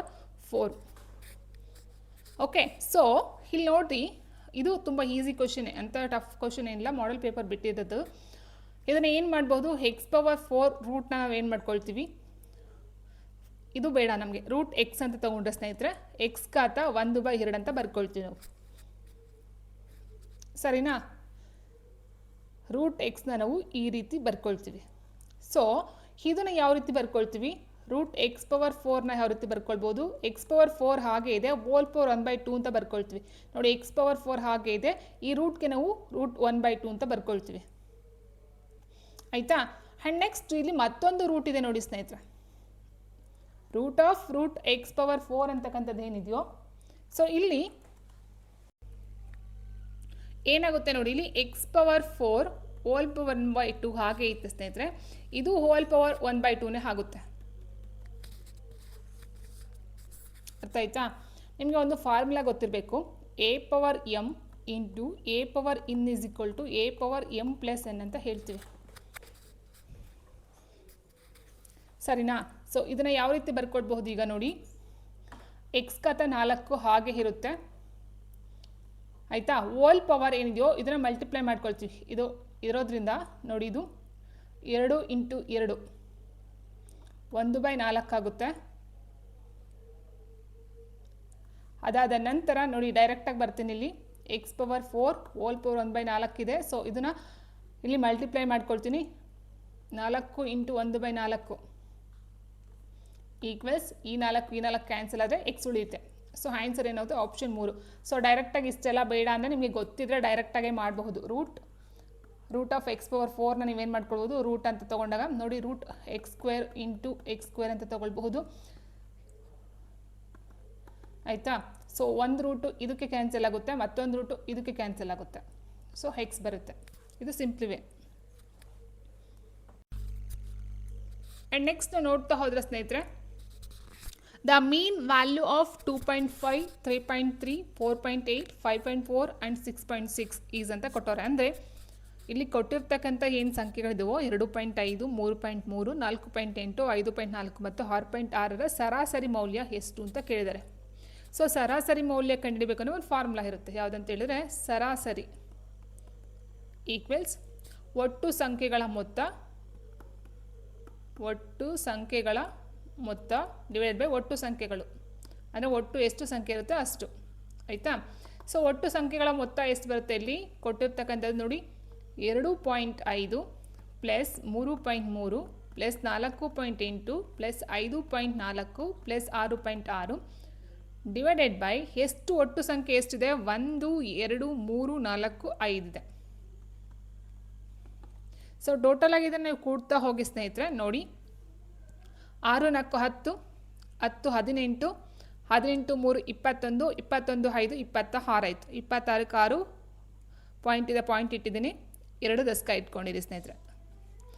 ಅದಾದ ನಂತರ 6, 2, 8, 8, 5, 13, 13, 4, 17, 17, 20, 22 ಡಿವೈಡೆಡ್ ಬೈ 5 ಸರಿನಾ. ಸೊ ಈಗ ಡಿವೈಡ್ ಮಾಡ್ತಾ ಹೋಗಿ ಫೈನಲ್ ಆಗಿ ಏನು ಬರುತ್ತೆ 5 ಡಿವೈಡ್ ಮಾಡ್ತಾ ಹೋದಾಗ 5, 4, 20 ಆಯಿತು. ಪಾಯಿಂಟ್ ಇದೆ, ಪಾಯಿಂಟ್ ಇಟ್ಕೊಳ್ತೀನಿ. 26 ಇದೆ ಸ್ನೇಹಿತರೆ. 5, 5, 25, 1 ಉಳ್ಕೊಳ್ತು, 5, 10. ಸೊ 4.52 ಆನ್ಸರ್ ಆಗಿರುತ್ತೆ. ಸೊ ಈ ಒಂದು ಪ್ರೊಸೀಜರ್ ನಿಮ್ಗೆ ಗೊತ್ತಾದರೆ ಇದು ಆಲ್ಮೋಸ್ಟ್ ನಿಮ್ಗೆ ಗೊತ್ತಿರುತ್ತೆ. ಕೂಡೋದು, ಕಳೆಯೋದು, ಗುಣಿಸೋದು, ಬಾಕ್ಸ್ ನಿಮ್ಗೆ ಗೊತ್ತೇ ಇರುತ್ತೆ ಸ್ನೇಹಿತರೆ. And next the ratio of 25 kg and 200 gram is ಅಂತ ಕೇಳಿದ್ರೆ, ಅಂದರೆ 25 kg ಮತ್ತು 200 ಗ್ರಾಮ್ಗಳ ಅನುಪಾತ ಎಷ್ಟು ಅಂತಕ್ಕಂಥದ್ದು ಪ್ರಶ್ನೆ ಆಗಿದೆ. ಸೊ ಫಸ್ಟ್ಗೆ ನಿಮಗೆ ಗೊತ್ತಿರಬೇಕಾಗಿರುತ್ತೆ ಏನಂತ ಹೇಳಿದರೆ, ನೋಡಿ ಸ್ನೇಹಿತರೆ ಇಲ್ಲಿ ಏನಾಗುತ್ತೆ 1 kg ಈಕ್ವಲ್ಸ್ 1000 ಗ್ರಾಮ್ ಆಗಿರುತ್ತೆ ಅಲ್ವಾ. ಸೊ ಇಲ್ಲಿ ಗ್ರಾಮಲ್ಲಿ ಕೊಟ್ಟಿದ್ದಾರೆ, ಇಲ್ಲಿ ಕೆ ಜಿ ಲೆಕ್ಕದಲ್ಲಿ ಕೊಟ್ಟಿದ್ದಾರೆ. ನಾವು ಫಸ್ಟ್ ಏನು ಮಾಡಬೇಕು, ಒಂದಕ್ಕೆ ಕನ್ವರ್ಟ್ ಮಾಡ್ಕೊಳ್ಬೇಕಾಗುತ್ತೆ. ಸೊ ಕೆ ಜಿಗೆ ಇಲ್ಲ ಗ್ರಾಮ್ಗೆ ನಾವು ಕನ್ವರ್ಟ್ ಮಾಡ್ಕೊಳ್ತಾ ಹೋದಾಗ ನೋಡಿ ಇದು 25 kg ಇದೆ, ಇದು 200 ಗ್ರಾಮ್ ಇದೆ. ನಮಗೆ ಸರಳವಾಗಲಿ ಅಂತ ಹೇಳಿ ಈ ಒಂದು 25 kg ಏನಿದೆಯೋ ಇದನ್ನು ನಾವು ಗ್ರಾಮ್ಗೆ ಕನ್ವರ್ಟ್ ಮಾಡಿದಾಗ ಏನಾಗುತ್ತೆ 25 ಇಂಟು 1000 ನೀವು ಮಲ್ಟಿಪ್ಲೈ ಮಾಡಿದಾಗ 25,000 ಬರುತ್ತೆ ಸ್ನೇಹಿತರೆ ಅಲ್ವಾ. ಸೊ ಇದಕ್ಕೆ ಎಷ್ಟಾಗುತ್ತೆ ನಿಮಗೆ 25,000 ಆಗುತ್ತೆ. ಈಗ ರೇಷಿಯೋ ಅಥವಾ ಅನುಪಾತ ಅಂದರೆ ನಾವು ಈ ರೀತಿ ತೊಗೊಳ್ತೀವಿ ಅಲ್ವಾ. ಸೊ ನೆಕ್ಸ್ಟ್ ಏನಿದೆ 200 ಗ್ರಾಮ್ ಇದೆ ಸ್ನೇಹಿತರೆ. ಆ್ಯಂಡ್ ಮತ್ತೊಂದು ಪ್ರಶ್ನೆ ಏನಂತ, ಮತ್ತೊಂದು ಟ್ರಿಕ್ ಏನಂತ ಹೇಳಿದ್ರೆ ಸ್ನೇಹಿತರೆ, ನೀವು ಇಷ್ಟೆಲ್ಲ ಮಾಡೋ ಅವಶ್ಯಕತೆ ಇಲ್ಲ. ಕೊಟ್ಟಿರ್ತಕ್ಕಂಥ ಆಪ್ಷನ್ಸ್ಗಳ ಬಗ್ಗೆ ಸ್ವಲ್ಪ ನೀವು ಕಣ್ಣಾಡಿಸಿದ್ರೆ ಸಾಕು, ಕೆಲವೊಂದಕ್ಕೆ ಆನ್ಸರ್ ಎಲ್ಲ ಸಿಕ್ಕೋಗ್ಬಿಡುತ್ತೆ. ಯಾಕಂತ ಹೇಳಿದ್ರೆ ನೋಡಿ ಇಲ್ಲಿ 25 kg ಕೊಟ್ಟಿದ್ದಾರೆ ಮತ್ತು 200 ಗ್ರಾಮ್ ಕೊಟ್ಟವ್ರೆ. ಇಲ್ಲಿ ದೊಡ್ಡದ ಸಂಖ್ಯೆ ಯಾವುದು 25 kg ಅಂತ ದೊಡ್ಡದಾಗಿರುತ್ತೆ. ಸೊ ಆಗಿರ್ಬೇಕಾದ್ರೆ ಈ ಕಡೆ ಬರ್ತಕ್ಕಂಥದ್ದು ಏನಾಗುತ್ತೆ ಇದಕ್ಕಿಂತ ಇದು ದೊಡ್ಡದಾಗಿರಬೇಕು. ಅರ್ಥ ಆಯ್ತಾ. ದೊಡ್ಡದಾಗಿರ್ಬೇಕಂತ ಹೇಳಿದ್ರೆ ನೋಡಿ 120ಕ್ಕಿಂತ 123 ಏನಾಗಿದೆ ಚಿಕ್ಕದಾಗಿದೆ. ಸೊ ಇಲ್ಲಿ ಈ ಒಂದು ಚಿಹ್ನೆ ಬರುತ್ತೆ. ಇಲ್ಲೂ ಅಷ್ಟೇ 100ಕ್ಕಿಂತ 110 ಈ ಚಿಹ್ನೆ ಬಂತು. ಸೊ 110 ದೊಡ್ಡದಾಯಿತು, 100 ಚಿಕ್ಕ ಸಂಖ್ಯೆ ಆಯಿತು. ನಮಗೆ ಇಲ್ಲಿ ಜಾಸ್ತಿ ಬರಬೇಕು. ಆ್ಯಂಡ್ ನೆಕ್ಸ್ಟ್ ಇದು ಅಷ್ಟೇ ನೋಡಿ 123 ಜಾಸ್ತಿ ಇದೆ, 115 ಕಡಿಮೆ ಇದೆ. ಹಾಗಿರ್ಬೇಕಾದ್ರೆ ಆನ್ಸರ್ ಏನಾಗುತ್ತೆ ಆಪ್ಷನ್ 3 ಇದೊಂದು ಸಂಖ್ಯೆ ದೊಡ್ಡದಾಗಿರ್ತಕ್ಕ 125:1 ಒಂದು ಫಸ್ಟ್ ಟ್ರಿಕ್. ಬಟ್ ಎಲ್ಲದಕ್ಕೂ ಹೀಗೆ ಕೊಡ್ತಾರೆ ಅನ್ನೋದು ಇಲ್ಲ, ಇದಕ್ಕೆ ಈ ರೀತಿ ಟ್ರಿಕ್ ಯೂಸ್ ಮಾಡಬೇಕಾಗುತ್ತೆ. ಇನ್ನು ಡೈರೆಕ್ಟಾಗಿ ನಾವು ಕ್ವಶನ್ಗೆ ಆನ್ಸರ್ ಹುಡುಕ್ತೀವಿ ಅಂತ ಹೇಳಿದಾಗ ನೋಡಿ 25,000 ಮತ್ತು 200 ಕೊಟ್ಟಿದ್ದಾರೆ. ಸೊ ಕಂಪ್ಲೀಟಾಗಿ ನೀವು ಡಿವೈಡ್ ಮಾಡ್ತಾ ಹೋಗಿ 200ಇಂದ ಡಿವೈಡ್ ಆಗುತ್ತೆ. 200 200 ನೋಡಿ 200 ತೊಗೊಂಡ್ರೆ ಇಲ್ಲಿ 50 ಉಳಿತು. ಸೊ 500 ಆಯಿತು. 200 400 ಆಗುತ್ತೆ. 400 ಉಳಿಯುತ್ತೆ ಸ್ನೇಹಿತರೆ. 100 + 0 1000 ಆಯಿತು. ನೀವು 1000ನ 200ಇಂದ ಡಿವೈಡ್ ಮಾಡಿದ್ರೆ ಎಷ್ಟು ಬರುತ್ತೆ ನಿಮಗೆ 5 ವರ್ತಿ ಬರುತ್ತೆ, 125 ಆಗುತ್ತೆ. ಸೊ 125:1. ಸೊ ಇದು ಆನ್ಸರ್ ಆಗಿರುತ್ತೆ ಆಯಿತಾ. ಈ ಒಂದು ಪ್ರಾಬ್ಲಮ್ಗೆ ಇವೆಲ್ಲ ಮಾಡೋ ಆಗಿಲ್ಲ, ಡೈರೆಕ್ಟಾಗಿ ಹೀಗೆ ಬರೆದ್ಬಿಡ್ಬೋದು ಬೇಕಾದ್ರೆ ಆನ್ಸರ್ನ. ಅಲ್ಲಿ ಕ್ವಶನ್ ಯಾವ ರೀತಿ ಇರುತ್ತೆ, ಆಪ್ಷನ್ಸ್ಗಳು ಯಾವ ರೀತಿ ಇರುತ್ತೆ, ಸೊ ಅದ್ರ ಮೇಲೆ ನಿಮಗೆ ಡಿಪೆಂಡ್ ಆಗ್ತಾ ಹೋಗುತ್ತೆ. And next question ನೋಡ್ತಾರೆ, the cost of an article is Rs 1000 and GST is 12%, then the selling price of the article is ಅಂತ ಕೊಟ್ಟವ್ರೆ. ಅಂದರೆ ಒಂದು ವಸ್ತುವಿನ ಬೆಲೆ 1,000 ಆಗಿದೆ ಮತ್ತು GST 12% ಹಾಕಿದ್ದಾರೆ ಅದಕ್ಕೆ. ಆ ವಸ್ತುವಿನ ಮಾರಾಟ ಬೆಲೆ ಎಷ್ಟು? ಯಾವುದೊಂದು ಅಂಗಡಿಗೆ ಹೋಗ್ತೀರಾ ಸ್ನೇಹಿತರೆ, ಒಂದು ಒಡವೆನ ತೊಗೊಳ್ತೀರಾ ಅಂತ ಅಂದ್ಕೊಳ್ಳಿ, ಒಂದು ವಸ್ತು ತೊಗೊಳ್ತೀರಾ ಅಂತ ಅಂದ್ಕೊಳ್ಳಿ. ಯಾಕಂದರೆ ಬಟ್ಟೆಗಳಿಗೆ ನಾವು ಹೋಗ್ತೀವಿ ಅಂತ ಹೇಳಿದಾಗ ಬಟ್ಟೆಗೆ ಸ್ವಲ್ಪ ಡಿಸ್ಕೌಂಟ್ಗಳನ್ನ ಕೊಡ್ತಾ ಹೋಗ್ತಾರೆ, ಬಟ್ ಒಡವೆಗಳಿಗೆ ಅಂತ ಹೇಳಿದಾಗ GSTನ ಹಾಕ್ತಾ ಹೋಗ್ತಾರೆ, ಅಥವಾ ಎಲೆಕ್ಟ್ರಾನಿಕ್ಸ್ ಐಟಮ್ಸ್ನ ತೊಗೊಳ್ತೀವಿ ಅಂದರೆ ಅದಕ್ಕೆ GSTನ ಆ್ಯಡ್ ಮಾಡ್ತಾ ಹೋಗ್ತಾರೆ ಅಲ್ವಾ. ಸೊ ಹೀಗಿರಬೇಕಾದ್ರೆ ಒಂದು ವಸ್ತುವಿನ ಬೆಲೆ ಎಷ್ಟಾಗಿದೆ? 1,000 ಆಗಿದೆ. GST 12% ಅಂದರೆ 100ಕ್ಕೆ 12 ರೂಪಾಯಿ ಜಾಸ್ತಿ ಆಗಿದೆ ಅಂತ ಅರ್ಥ ಸ್ನೇಹಿತರೆ. ನೋಡಿ, 100ಕ್ಕೆ 12 ರೂಪಾಯಿ ಜಾಸ್ತಿ ಆದರೆ 1,000ಕ್ಕೆ ಎಷ್ಟಾಗುತ್ತೆ? 120 ಆಗುತ್ತೆ. Very simple. ಇವೆಲ್ಲ ತುಂಬ ಈಸಿ ಕ್ವಶನ್ಸ್ ಕೊಟ್ಟಿದ್ದಾರೆ ಸ್ನೇಹಿತರೆ, ಬಟ್ ಪೇಪರ್ ಇಷ್ಟು ಈಸಿ ಇರುತ್ತೆ ಅಂತ ಹೇಳೋದಕ್ಕೆ ಅಸಾಧ್ಯ. ಕೊಟ್ಟಿರ್ತಕ್ಕಂಥ ಮಾಡೆಲ್ ಪೇಪರ್ ಈಸಿ ಇದೆ ಇದ್ರಲ್ಲಿ ನೋಡ್ತಾ ಹೋದಾಗ. ಸೊ 120 ರೂಪಾಯಿ GST ಆಗುತ್ತೆ. ಎಷ್ಟಕ್ಕೆ? 1,000ಕ್ಕೆ 120 ರೂಪಾಯಿ GST ಆದರೆ, ಸೊ ಆ ವಸ್ತುವಿನ ಮಾರಾಟ ಬೆಲೆಯನ್ನು ಕೇಳಿದ್ದಾರೆ. ಮಾರಾಟ ಬೆಲೆ ಅಂತ ಹೇಳಿದಾಗ 1,000ಕ್ಕೆ ನೀವೇನು ಮಾಡಬೇಕಾಗುತ್ತೆ? 120 ಸಹ ಆ್ಯಡ್ ಮಾಡಬೇಕಾಗುತ್ತೆ. 1,120 ರೂಪಾಯಿ ಟೋಟಲ್ ಆಗಿ ಅದರ ಒಂದು ಮಾರಾಟ ಬೆಲೆ ಆಗುತ್ತೆ. ಇದು ವಸ್ತುವಿನಲ್ಲಿ ಇರ್ತಕ್ಕಂಥ ಬೆಲೆ, ಇದು GST ಸೇರಿಸಿ 1,120 ರೂಪಾಯಿ ಆಗುತ್ತೆ. ಇಲ್ಲ ಡೈರೆಕ್ಟಾಗಿ ಯಾವ ರೀತಿ ಮಾಡ್ಬೋದು ಗೊತ್ತಾ ಇದನ್ನ? 100ಕ್ಕೆ 12 ರೂಪಾಯಿ GST ಆದರೆ 1,000ಕ್ಕೆ ಎಷ್ಟಾಯಿತು? ಇಲ್ಲಿ ನೀವು 1,000 ಬದಲಾಗಿ ನಿಮಗೆ ಒಂದು ಇದರಲ್ಲಿ ಕೊಡ್ತಾ ಹೋಗ್ತಾರೆ ಅಂದ್ಕೊಳ್ಳಿ, ಸಂಖ್ಯೆ ಅಂದರೆ ಅಂಕಿಗಳಲ್ಲಿ. ಅಂದರೆ ಈ ಒಂದು 525 ಅಥವಾ 400 ಅಥವಾ 300 ಅಥವಾ 185. ಸೊ ಈ ರೀತಿ ಕೊಟ್ಟಾಗ ನೀವು ಈ ಜಾಗದಲ್ಲಿ ಹಾಕ್ಕೊಂಡು ಆನ್ಸರ್ನ ಮಾಡಬಹುದಾಗಿರುತ್ತೆ. ನೋಡಿ, 2 ಕ್ಯಾನ್ಸಲ್ ಆದರೆ 112 × 10 120 ರೂಪಾಯಿ GST. ಅರ್ಥ ಆಯ್ತಾ? ಸೊ 120 ರೂಪಾಯಿ GST ಆದರೆ 1,000 ಅದರ ಒಂದು ವಸ್ತುವಿನ ಬೆಲೆ ಆದರೆ ಟೋಟಲ್ ಆಗಿ 1,120 ರೂಪಾಯಿಗೆ ಅದು ಮಾರಾಟ ಆಗ್ತಕ್ಕಂಥದ್ದು. 1,120 ಆಪ್ಷನ್ ಎ ಆಗಿರುತ್ತೆ. And next, the product of 2 consecutive numbers is K² ಸ್ನೇಹಿತರೆ. ಇದು K2 ಅಲ್ಲ, K² ಆಗಿರುತ್ತೆ. K² + K Dhan the 2 numbers are ಅಂತ ಕೊಟ್ಟಿದ್ದಾರೆ. ಅಂದರೆ ಎರಡು ಕ್ರಮಾನುಗತ ಸಂಖ್ಯೆಗಳ ಗುಣಲಬ್ಧವು K² + K ಆಗಿದ್ದರೆ ಆ ಎರಡು ಸಂಖ್ಯೆಗಳು ಯಾವುವು? ವೆರಿ ಸಿಂಪಲ್ ಸ್ನೇಹಿತರೆ. ನೋಡಿ, K² + K ಅಂತ ಕೊಟ್ಟಿದ್ದಾರೆ. ಇದರಲ್ಲಿ Kನ ಕಾಮನ್ ತೆಗೆದು ನಿಮಗೆ K + 1 ಉಳಿತೆ. K × K K² + K × 1 K. So this is the answer. ಅಷ್ಟೇ, ಆಪ್ಷನ್ನು 4 ಆಗಿರುತ್ತೆ. ನಿಮ್ಗೆ ಅಷ್ಟು ಗೊತ್ತಾಗಲಿಲ್ಲ ಅಂತ ಅಂದರೆ ನೀವು K² ಆ್ಯಂಡ್ Kನ ನೀವು ಮಲ್ಟಿಪ್ಲೈ ಮಾಡಿ. K² × K ಏನು ಬರುತ್ತೆ ನಿಮಗೆ? K³ ಬರುತ್ತೆ, K³ ಬರುತ್ತೆ. ಇನ್ನು ಇದರ ನೀವು ಮಲ್ಟಿಪ್ಲೈ ಮಾಡ್ತೀವಿ ಅಂತ ಹೇಳಿದ್ರೆ K² × K + 1 ಅಂತ ತೊಗೊಂಡ್ರೆ ನಿಮಗೆ K² × K K³ ಪ್ಲಸ್ ಇದೆ ಪ್ಲಸ್ K² + 1 × 1 K² ಆಗುತ್ತೆ. ಆನ್ಸರ್ ಇದಲ್ಲ. ಇನ್ನು ಇದನ್ನು ತೊಗೊಳ್ತೀವಿ ಅಂತ ಅಂದರೆ K ಇಂದ K² + 1ನ ಮಲ್ಟಿಪ್ಲೈ ಮಾಡಿದ್ರೆ K × K K² ಆಗುತ್ತೆ. ಓಕೆ, K × K K³ ಆಗುತ್ತೆ ಪ್ಲಸ್ K × 1 K ಆಗುತ್ತೆ. So this is the answer. No, ಇದು ಬರಲ್ಲ. ಸೊ ಇಲ್ಲೇ ಫೈನಲ್ ನೋಡ್ಬೋದು. ನೋಡಿ, K × K + 1 ಅಂತ ಇದೆ. K × K ಅಥವಾ ನೀವು ನೋಡಿ ನಿಮ್ಗೆ ಗೊತ್ತಾಗಲಿಲ್ಲ ಅಂದರೆ K ಆಗುತ್ತೆ ಪ್ಲಸ್ K × 1. ಸೊ ಈ ರೀತಿ ಇದೆ ಅಂತ ಹೇಳಿದ್ರೆ ಇದನ್ನು ಎರಡಕ್ಕೂ ಸಹ ಮಲ್ಟಿಪ್ಲೈ ಮಾಡಬೇಕಾಗುತ್ತೆ. K × K K² plus K × 1 K. This is the answer. So answer option 4 ಆಗಿರುತ್ತೆ. And next, 1/4 of the number is 3 more than 7 then the number is ಅಂತ ಕೇಳಿದ್ದಾರೆ. ಅಂದರೆ ಒಂದು ಸಂಖ್ಯೆಯ 4ನೇ ಒಂದು ಭಾಗವು 7ಕ್ಕಿಂತ 3 ಹೆಚ್ಚಾಗಿದ್ದರೆ ಆ ಸಂಖ್ಯೆ ಯಾವುದು? ನೋಡಿ, ಒಂದು ಸಂಖ್ಯೆಯ 4ನೇ ಒಂದು ಭಾಗ, ಒಂದು ಸಂಖ್ಯೆ ನಮಗೆ ಗೊತ್ತಿಲ್ಲ ಸ್ನೇಹಿತರೆ, ಆ ಸಂಖ್ಯೆ ಏನಾಗಿರಲಿ? X ಆಗಿರಲಿ. ಆಯಿತಾ? X ಆಗಿದೆ ಅಂತ ಹೇಳಿದಾಗ ಆ ಒಂದು ಸಂಖ್ಯೆಯ 4ನೇ ಒಂದು ಭಾಗ, ನೋಡಿ, ಆ ಒಂದು ಸಂಖ್ಯೆಯ 4ನೇ ಒಂದು ಭಾಗ 7ಕ್ಕಿಂತ 3 ಹೆಚ್ಚಾಗಿದೆ. ನೋಡಿ, 7ಕ್ಕಿಂತ 3 ಹೆಚ್ಚಾಗಿದೆ ಅಂದರೆ 10 ಆಯಿತು. 7ಕ್ಕಿಂತ 3 ಹೆಚ್ಚಂದರೆ 10 ಬರುತ್ತೆ. 7ಕ್ಕಿಂತ 3 ಪಟ್ಟು ಅಂತ ತೊಗೊಂಡ್ರೆ 7 × 3 ಬರುತ್ತೆ. ಸೊ ಹೆಚ್ಚು ಅಂದರೆ ಪ್ಲಸ್ ಆಗಿ ಮಾಡಬೇಕು, ಪಟ್ಟು ಅಂತ ತೊಗೊಂಡ್ರೆ ನೀವು ಮಲ್ಟಿಪ್ಲೈ ಮಾಡಬೇಕು ಸ್ನೇಹಿತರೆ. ಆಯಿತಾ? ಸೊ ಇದು ಬರಲ್ಲ. ಈಗ ನೋಡಿ, 7ಕ್ಕಿಂತ 3 ಹೆಚ್ಚಾಗಿದೆ ಅಂದರೆ 10 ಆಯಿತು ಅಂತ ಅರ್ಥ. ಈಕ್ವಲ್ಸ್ 10. ಒಂದು ಸಂಖ್ಯೆ 4ನೇ ಒಂದು ಭಾಗವು 7ಕ್ಕಿಂತ 3 ಹೆಚ್ಚಾಗಿದೆ ಅಂದರೆ ಆ ಸಂಖ್ಯೆಗೆ ಸಮ ಆಗಿದೆ ಅಂತ ಅರ್ಥ. ಸೊ ಫೈಲನ್ನಾಗ ಏನಾಗುತ್ತೆ? ಇದು X × 1 X ಆಯಿತು ಡಿವೈಡೆಡ್ ಬೈ 4 ಈಕ್ವಲ್ಸ್ 10. ನೆಕ್ಸ್ಟ್ ಏನು ಕೊಟ್ಟಿದ್ದಾರೆ ಇಲ್ಲಿ? X ಹಾಗೆ ಇರಲಿ ಸ್ನೇಹಿತರೆ, ಇದು ಕ್ರಾಸ್ ಮಲ್ಟಿಪ್ಲೈ ಆಗ್ತಾ ಹೋಗುತ್ತೆ. 4 × 10 X = 40. 4 × 10 40. So answer option 4. Clear ಇದೆಯಲ್ಲ ಸ್ನೇಹಿತರೆ? ಆ್ಯಂಡ್ ನೆಕ್ಸ್ಟ್ ಕ್ವೆಶನ್ ನೋಡ್ತಾ ಹೋದರೆ the value of 2/30 divided by 2/15 into 2/3 is ಅಂತ ಕೇಳಿದ್ದಾರೆ. ನಮಗೆ ಒಂದು ಘಾತಾಂಕ ನಿಯಮವನ್ನು ನೋಡ್ತಾ ಹೋದಾಗ A power M into A power N is equal to A power M plus N ತಗೊಳ್ತೀವಿ. ಎ ಘಾತ ಎಮ್ ಡಿವೈಡೆಡ್ ಬೈ ಎ ಘಾತ ಎನ್ ಅಂತ ತೊಗೊಂಡ್ರೆ ಎ ಘಾತ ಎಮ್ ಮೈನಸ್ ಎನ್ ಅಂತ ತೊಗೊಳ್ತೀವಿ ಸ್ನೇಹಿತರೆ. ಫಾರ್ಮುಲಾ ಇರ್ತಕ್ಕಂಥದ್ದು ಇದೇನೆ. ಸೊ ಇದನ್ನು ತೊಗೊಳ್ತಾ ಹೋಗ್ತೀವಿ ಅಂದಾಗ ನೋಡಿ 2/30 ಡಿವೈಡೆಡ್ ಬೈ ಇದೆ, ಡಿವೈಡೆಡ್ ಬೈ ಅಂತ ತೊಗೊಳ್ತೀನಿ ನಾನು 2/15. ಫಸ್ಟ್ ಈ ಸ್ಟೆಪ್ನ ಮಾಡ್ಕೊಳ್ತಾ ಹೋಗೋಣ. ನೋಡಿ ಈ ಒಂದು ಫಾರ್ಮುಲಾವನ್ನು ಅಪ್ಲೈ ಮಾಡ್ತೀವಿ ಅಂತ ಹೇಳಿದ್ರೆ 2/30 ಮೈನಸ್ ನೋಡಿ ಎಮ್ ಅಂತ ಹೇಳಿದಾಗ ಇಲ್ಲಿ 30 ಬರುತ್ತೆ ಆ್ಯಂಡ್ ಎನ್ ಅಂತ ಹೇಳಿದ್ರೆ 15 ಬರುತ್ತೆ ಸ್ನೇಹಿತರೆ, ಹೌದಾ? ಸೊ ಇಲ್ಲಿ ಎಮ್ ಮತ್ತು ಎನ್ ಜಾಗದಲ್ಲಿ ಏನು ಹಾಕೊಳ್ತೀನಿ, 30 ಮೈನಸ್ 15 ಹಾಕೊಳ್ತೀನಿ. 2/30 15 ಹೋದರೆ 15. ಸೊ ಇದಕ್ಕೆ ಆನ್ಸರ್ ಎಷ್ಟು ಬರುತ್ತೆ, 2/15 ಬಂತು. ಮತ್ತೆ ಇಲ್ಲಿದೆ ನೋಡಿ ಇಂಟು 2/3 ಇದೆ ನೋಡಿ, ಎ ಘಾತ ಎಮ್ ಇಂಟು ಎ ಘಾತ N is equal to A ಘಾತ ಎಮ್ ಪ್ಲಸ್ ಎನ್ ಇದೆ ಫಾರ್ಮುಲಾ ಅಲ್ವಾ.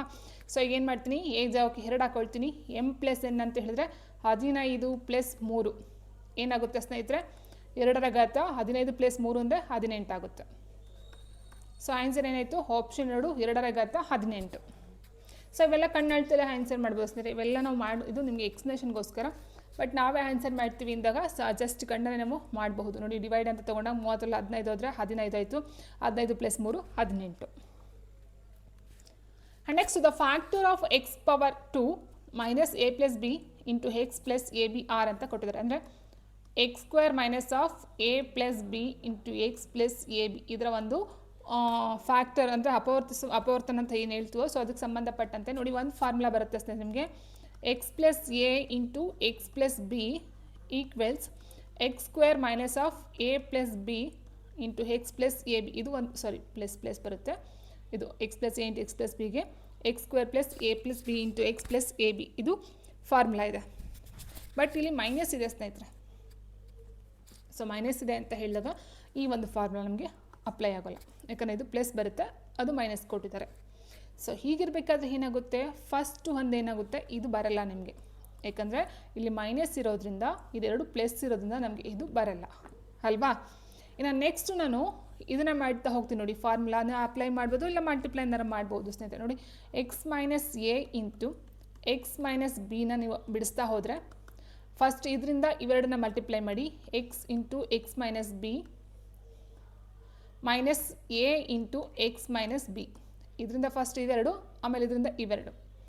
ನೋಡಿ ಎಕ್ಸ್ ಇಂಟು ಎಕ್ಸ್ ಸ್ಕ್ವೇರ್ ಆಗುತ್ತೆ, minus into plus minus X into B X ಆಯಿತು, minus into plus minus A into X A X, minus into minus ಇದೆ plus ಆಯಿತು, A into B A B.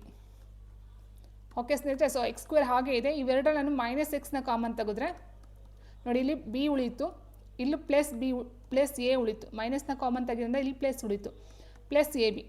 ಸರಿ, ನಿಮಗೆ X square minus X of A plus B plus A B ಬಂತಾ. X square minus A plus B into X plus A B. So ಹಾಗಾಗಿ answer ಏನಾಗುತ್ತೆ, ಇಲ್ಲಿ option 3 ಆಗಿರುತ್ತೆ.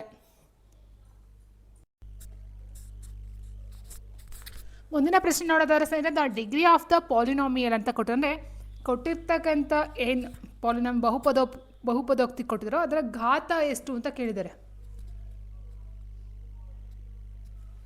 So ಈ questions ಸಹ ಸುಮಾರು ಸರಿ ಕ್ವಶನ್ಸ್ ಈ ಥರ ರೈಸ್ ಆಗಿದೆ ಸ್ನೇಹಿತರೆ. ಘಾತ ಅಂತ ಕೇಳಿದಾಗ ಇಲ್ಲಿ ಫಸ್ಟು ನಾವು ಹಾರ್ಡ್ ವೈಸಾಗಿ ಬರ್ಕೊಳ್ತಾ ಹೋಗೋಣ. ಸೊ ಪವರ್ ಯಾವ್ದು ಜಾಸ್ತಿ ಇದೆಯೋ ಅದನ್ನು ಹಾರ್ಡ್ ವೈಸಾಗಿ ಬರ್ಕೊಳ್ತಾ ಹೋದಾಗ ನೋಡಿ ಇದು ಫಸ್ಟು ಮೈನಸ್ 9 ನೋಡಿ ಎಕ್ಸ್ ಸ್ಕ್ವೇರ್ದ ಹೋಲ್ ಪವರ್ 3 ಇದೆ ಸ್ನೇಹಿತರೆ. ಸೊ ಇದನ್ನು ಏನು ಮಾಡ್ತೀವಿ ಅಂತ ಹೇಳಿದ್ರೆ ನಾವು ಎಕ್ಸ್ ಘಾತ 2 ಮತ್ತು 3 ಮೇಲ್ಗಡೆದನ್ನ ಗುಣಿಸ್ಕೊಳ್ತೀವಿ. ಎಕ್ಸ್ ಘಾತ 3 6 ಅಂತಕ್ಕಂಥದ್ದು ಹಾಗಿರುತ್ತೆ ಆಯಿತಾ. ಸೊ ಅಂದರೆ ನಿಮ್ಗೆ ಅರ್ಥ ಏನಿದು, X square into X square into X square 3 ಸರಿ ಮಾಡ್ತಕ್ಕಂಥದ್ದು. ಸೊ ಎಕ್ಸ್ ಘಾತ 2 ಪ್ಲಸ್ 2 ಪ್ಲಸ್ 2 ಯಾವ ರೀತಿ formula, A power M into A power N formula ಇದಕ್ಕೆ ಅಪ್ಲೈ ಆಗುತ್ತೆ ಆಯಿತಾ. ಸೊ ಇದಕ್ಕೆ ಏನಾಗುತ್ತೆ, A power M whole power N is equal to A power M into N ಆಗುತ್ತೆ. ಸೊ 3 6 ಈಗೇನೋ ಏನಾಯಿತು, ಎಕ್ಸ್ ಘಾತ 6 ಆಯಿತು. ಅದಾದ ನಂತರ ಎಕ್ಸ್ ಘಾತ 4 ಇದೆ plus X power 4 plus 5 X -9. So hard ವೈಸಾಗಿ ಬರ್ಕೊಳ್ಳಿ, ಘಾತಾಂಕಗಳನ್ನು ಹಾರ್ಡ್ ವೈಸಾಗಿ ಬರ್ಕೊಳ್ತಕ್ಕಂಥದ್ದು. ಸೊ ಇಲ್ಲಿ ಬಹುಪದೋಕ್ತಿಯ ಘಾತ ಅಂತ ಕೇಳಿದರೆ, ಸೊ ನಿಮ್ಗೆ ನೋಡ್ತಾ ಹೋದರೆ ಇಲ್ಲಿ ಘಾತ ಇಲ್ಲಿ 1 ಇದೆ, ಇಲ್ಲಿ 4 ಇದೆ, ಇಲ್ಲಿ 6 ಇದೆ. ಕನ್ಫ್ಯೂಸ್ ಆಗೋದಕ್ಕೆ ಹೋಗಬೇಡಿ. ನಮಗೆ ಹೈಯೆಸ್ಟ್ ಘಾತ ಯಾವುದಿರುತ್ತೋ ಅದನ್ನ ನಾವು ಮೆನ್ಷನ್ ಮಾಡಬೇಕಾಗುತ್ತೆ. ಸೊ ಅದನ್ನು ಡಿಗ್ರಿಯಾಗಿ ತೊಗೊಳ್ಬೇಕಾಗುತ್ತೆ ಸ್ನೇಹಿತರೆ, ಆಯಿತಾ. ಇಲ್ಲಿ 6 ಅಂತಕ್ಕಂಥದ್ದು ಹೈಯೆಸ್ಟ್ ಘಾತ ಏನಿದೆಯೋ, ಸೊ ಇದು ನಾವು ಆನ್ಸರ್ನ ತೊಗೊಳ್ತಾ ಹೋಗ್ತೀವಿ. ಆನ್ಸರ್ ಆಪ್ಷನ್ ಇಲ್ಲಿ 1 6 ಆಗಿರುತ್ತೆ. And next the statement that do not satisfy Euclid's axiom is ಅಂತ ಕೊಟ್ಟಿದೆ. ಸೊ ಕನ್ನಡ ವರ್ಷನು ನೆಕ್ಸ್ಟ್ ಕ್ವಶನ್ ಇದೆ ಸ್ನೇಹಿತರೆ. ಸೊ ಇದು ಇಂಗ್ಲೀಷಲ್ಲಿ ಆಗಿದೆ. ಅಂದರೆ ಯೂಕ್ಲಿಡ್ಸ್ ಆಕ್ಸಿಯಮ್ಗೆ ಸಂಬಂಧಪಟ್ಟಂತೆ ಯಾವ ಹೇಳಿಕೆ ಡು ನಾಟ್ ಸ್ಯಾಟಿಸ್ಫೈಡ್, ಅಂದರೆ ಯಾವ ಹೇಳಿಕೆ ಸರಿಯಾಗಿಲ್ಲ, ತಪ್ಪಾಗಿದೆ ಅಂತಕ್ಕಂಥದ್ದು. If equals are added to equals the wholes are equal ಕೊಟ್ಟವ್ರೆ. Things which are equal to the same thing are equal to one another.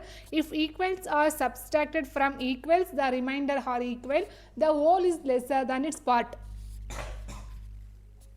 Okay, so ನೋಡಿ ಇಲ್ಲಿ ಏನಾಗಿದೆ, ಯೂಕ್ಲಿಡ್ನ ಸ್ವಯಂ ಸಿದ್ಧಾಂತದ ಪ್ರಕಾರ ಯಾವ ಹೇಳಿಕೆ ಪೂರೈಸದ, ಅಂದರೆ ನಾಟ್ ಸ್ಯಾಟಿಸ್ಫೈಡ್ ಅಂತ ಹೇಳ್ತೀವಿ, ತಪ್ಪಾದಂಥ ಒಂದು ಹೇಳಿಕೆಯನ್ನು ಕೊಟ್ಟಿದ್ದಾರೆ. ತಪ್ಪಾದ ಹೇಳಿಕೆ. ಓಕೆ, ಫಸ್ಟ್ ಹೇಳಿಕೆಯಿಂದ ಸಮಾನವಾದವುಗಳನ್ನು ಕೂಡಿಸಿದರೆ ಮೊತ್ತಗಳು ಸಮವಾಗಿರುತ್ತವೆ. ನೋಡಿ ಸ್ನೇಹಿತರೆ, ಸಮಾನ ಸಂಖ್ಯೆ ಅಂತಂದರೆ ಯಾವುದು? 2, 4, 6, 8, 10. ಹೌದಾ? ಸಮಾನವಾದವುಗಳನ್ನ ಕೂಡಿಸ್ತಾ ಹೋಗಿ. ಅಂದರೆ ಇದಕ್ಕೆ ನೀವು ಇನ್ನೊಂದು ಸಮ ಸಂಖ್ಯೆನ ಕೂಡಿಸ್ತಾ ನೋಡಿ, 2ಕ್ಕೆ 2 ಸೇರಿಸ 4 ಆಗುತ್ತೆ, ಅಥವಾ 4ಕ್ಕೆ 6 ಸೇರಿಸಿದ್ರೆ 10 ಆಗುತ್ತೆ. ಸೊ ಇದು ಸಹ ಸಮ ಸಂಖ್ಯೆ. ಸೊ ಫಸ್ಟ್ ಹೇಳಿಕೆ ಸರಿ ಇರುತ್ತೆ ಸ್ನೇಹಿತರೆ. ನೆಕ್ಸ್ಟ್, ಒಂದೇ ವಸ್ತುವಿಗೆ ಸಮಾನವಾಗಿರುವ ವಸ್ತುಗಳು ಪರಸ್ಪರ ಸಮಾನವಾಗಿರುತ್ತವೆ. ಒಂದೇ ವಸ್ತುವಿಗೆ ಸಮಾನವಾಗಿರುವ ವಸ್ತುಗಳು. ಸೊ ಸೇಮ್ ಹ್ಯಾಸ್ ಹಂಗೆ ಬರ್ತಾ ಹೋಗ್ತಾ ಸ್ನೇಹಿತರೆ. ಆ್ಯಂಡ್ ನೆಕ್ಸ್ಟ್ ಮೂರನೇದು ಕೊಟ್ಟಿದ್ದಾರೆ, ಸಮಾನವಾದವನ್ನು ಕಳೆದರೆ ಉಳಿಕೆಗಳು ಸಮವಾಗಿರುತ್ತವೆ. ಅಂದರೆ ನೋಡಿ, ಇಲ್ಲಿ ಸಮಾನ ಅಂತಕ್ಕಂಥ ಸಮ ಸಂಖ್ಯೆ ಯಾವುದು? 10 ಅಂತ ಅಂದ್ಕೊಂಡ್ರೆ, ಸಮಾನವಾದವುಗಳನ್ನ ಕಳೆದ್ರೆ, ಹಾಗೆ ಫಾರ್ ಎಕ್ಸಾಂಪಲ್ ಕೆಲವೊಂದು ಸಮ ಸಂಖ್ಯೆ ತೊಗೊಂಡ್ರೆ 4ಅನ್ನು ಕಳೆದ್ರೆ ಬರ್ತಕ್ಕಂಥದ್ದು ಎಷ್ಟು? 10ರಲ್ಲಿ ಹಾಕೋದ್ರೆ 6 ಸಹ ಒಂದು ಸಮಾನವಾಗಿರುತ್ತದೆ, ಸಮ ಸಂಖ್ಯೆ ಆಗಿರುತ್ತದೆ ಅಂತಕ್ಕಂಥದ್ದು. ಹೌದಾ? ಈಗ 12ರಲ್ಲಿ ನೀವು 8ಅನ್ನು ಕಳೆದ್ರೆ ಏನು ಬರುತ್ತೆ? 4 ಬರುತ್ತೆ. 4 ಸಹ ಒಂದು ಸಮ ಸಂಖ್ಯೆ. ಇದು ಸಹ ಹೇಳಿಕೆ ಸರಿ ಇದೆ ಸ್ನೇಹಿತರೆ. ಇನ್ನು ಪೂರ್ಣವು ಅದರ ಭಾಗಕ್ಕಿಂತ ಚಿಕ್ಕದಾಗಿರುತ್ತದೆ ಅಂತ ಕೊಟ್ಟಿದ್ದಾರೆ. ಪೂರ್ಣವು ಅದರ ಭಾಗಕ್ಕಿಂತ ಚಿಕ್ಕದಾಗಿರುತ್ತೆ. ಫಾರ್ ಎಕ್ಸಾಂಪಲ್ ನೀವು ತೊಗೊಂಡ್ರೆ ಸ್ನೇಹಿತರೆ, ಈಗ 2 ಅಂತ ತೊಗೊಂಡಿದ್ದೀರಿ, ಆಯಿತಾ? ಅದು ಬೇಡ ನಿಮಗೆ. ಒಂದು ಆ್ಯಪಲ್ ಅಂತ ತೊಗೊಳ್ಳಿ. ಓಕೆ, ಒಂದು ಆ್ಯಪಲ್ ಅಂತ ತೊಗೊಂಡ್ರೆ ಸ್ನೇಹಿತರೆ, ಇಲ್ಲೇನಾಗುತ್ತೆ? ಇದೊಂದು ಹೋಲ್, ಆಯಿತಾ? ಹೋಲ್ ಪೂರ್ಣ ಸಂಖ್ಯೆ. ಇದರಲ್ಲಿ ನಾವು ಭಾಗ ಮಾಡಿದ್ರೆ ಏನಾಗುತ್ತೆ? ಈ ರೀತಿ ನೀವು ಭಾಗ ಮಾಡ್ತೀರಿ ಅರ್ಧಕ್ಕೆ ಅಂತ ಹೇಳಿದಾಗ, ಸೊ ಇದು ಅರ್ಧ ಆಯಿತು. ಅರ್ಧ ಆಯಿತಾ? ಅರ್ಧ ಆಯಿತು. ಪೂರ್ಣವು ಅದರ ಭಾಗಕ್ಕಿಂತ ಚಿಕ್ಕದಾಗಿರುತ್ತೆ. ನೋಡಿ, ಈಗ ಒಂದು ಆ್ಯಪಲ್ ಈ ರೀತಿ ಇದೆ ಅಂತ ಹೇಳಿದಾಗ ಇದು ದೊಡ್ಡದಾಗಿದೆಯಾ? ಇದರ ಭಾಗಗಳು ದೊಡ್ಡದಾಗಿದೆಯಾ? ಸೊ ಸಂಪೂರ್ಣ ಏನು ಪೂರ್ಣ ಹೋಲ್ ಇದೆಯೋ, ಸೊ ಅದು ದೊಡ್ಡದಾಗಿರುತ್ತೆ. ಇಲ್ಲಿ ಕೊಟ್ಟಿರ್ತಕ್ಕಂಥ ಪೂರ್ಣವು ಅದರ ಭಾಗಕ್ಕಿಂತ ಚಿಕ್ಕದಾಗಿರುತ್ತೆ ಅಂತ. ಇದು ಭಾಗ ಅಂತ ಹೇಳಿದಾಗ, ಇದು ಪೂರ್ಣ ಅಂತ ಹೇಳಿದಾಗ ಇದಕ್ಕಿಂತ ಇದು ದೊಡ್ಡದು ಅಥವಾ ಇದಕ್ಕಿಂತ ಇದು ಚಿಕ್ಕದು ಅಂತ ಕೊಟ್ಟವ್ರು. ನೋಡಿ, ಪೂರ್ಣವು ಅದರ ಭಾಗ, ಈ ಭಾಗಕ್ಕಿಂತ ಇದು ಚಿಕ್ಕದಾಗಿದೆ ಅಂತ ಕೊಟ್ಟವ್ರು. ಈ ಹೇಳಿಕೆ ತಪ್ಪಾಗುತ್ತೆ ಸ್ನೇಹಿತರೆ. ಯಾಕಂದರೆ ಪೂರ್ಣವು ಅದರ ಭಾಗಕ್ಕಿಂತ ದೊಡ್ಡದಾಗಿರುತ್ತದೆ. ಪೂರ್ಣನ ನಾವು ಅರ್ಧ ಮಾಡ್ಬೋದು, ಕಾಲು ಭಾಗ ಮಾಡಬಹುದು, ಅಥವಾ ಭಾಗ ಡಿವೈಡ್ 8ನೇ 1 ಭಾಗ ಮಾಡಬಹುದು. ಸೊ ಈ ರೀತಿ ಮಾಡ್ತಾ ಹೋದಾಗ ಭಾಗ ಅಂತಕ್ಕಂಥದ್ದು, ಈಗ ಫಾರ್ ಎಕ್ಸಾಂಪಲ್ ನೀವು ಭಿನ್ನರಾಶಿನೇ ತೊಗೊಳ್ತೀರಾ ಸ್ನೇಹಿತರೆ. ಒಂದು ಭಿನ್ನರಾಶಿ ತೊಗೊಳ್ತೀರಾ, ಈಗ ಇದಕ್ಕೆ ಬಣ್ಣ ಹಚ್ಚಿದ್ದಾರೆ ಅಂತ ನೋಡ್ತಾ ಹೋದಾಗ ಇಲ್ಲೇನಾಗುತ್ತೆ? 4ನೇ 1 ಆಯಿತು.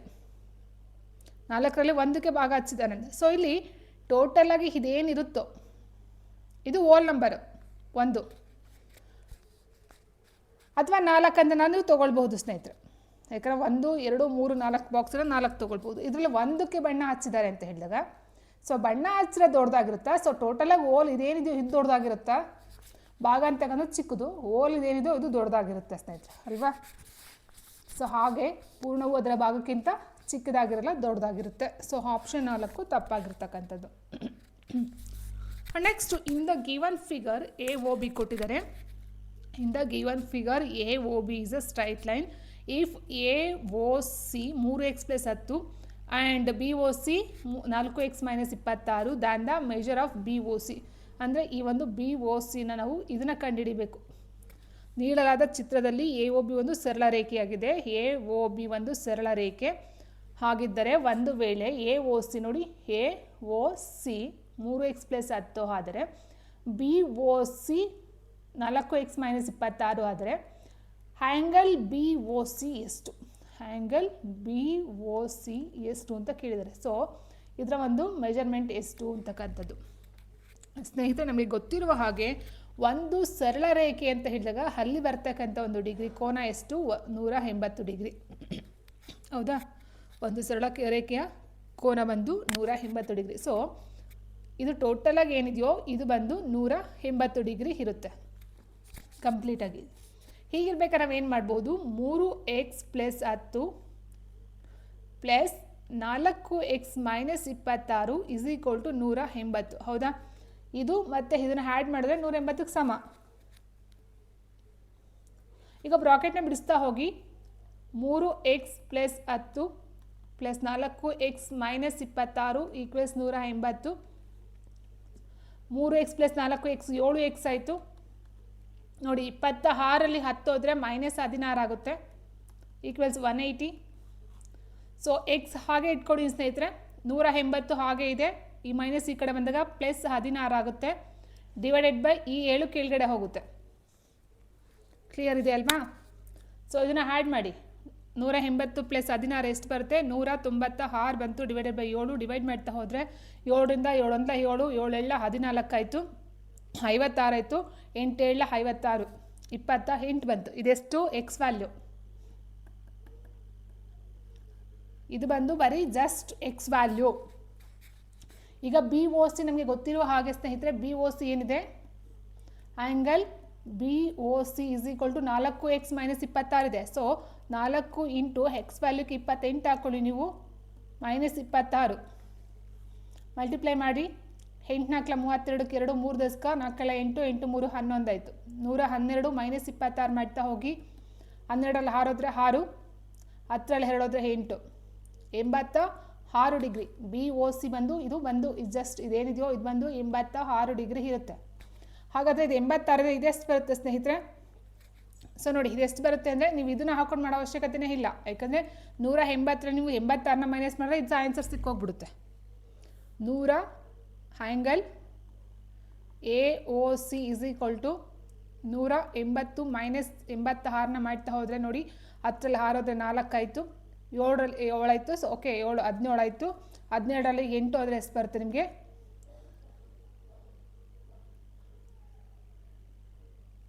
9 94 ಆಯಿತು, 94 ಡಿಗ್ರಿ.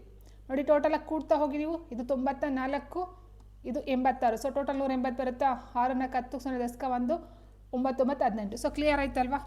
ಇದು 94, ಇದು 86. ನೀವು ಎಕ್ಸ್ ವ್ಯಾಲ್ಯೂ ಕಂಡುಹಿಡಿಯಿರಿ ಅಂತ ಹೇಳಿದರೆ ಎಕ್ಸ್ ವ್ಯಾಲ್ಯೂ ಬಂದು 28 ಬರುತ್ತೆ.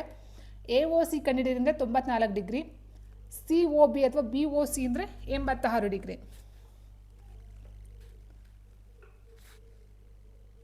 ಓಕೆ ಸರ್, ಸ್ವಲ್ಪ ಕ್ವಶನ್ ಇದು ಕನ್ನಡ ಇದಾಗಿದೆ. ಓಕೆ ಇರಲಿ ನೋಡಿ. ತ್ರಿಭುಜ ಎ ಬಿ ಸಿ ಮತ್ತು ತ್ರಿಭುಜ ಪಿ ಕ್ಯೂ ಆರ್ಗಳಲ್ಲಿ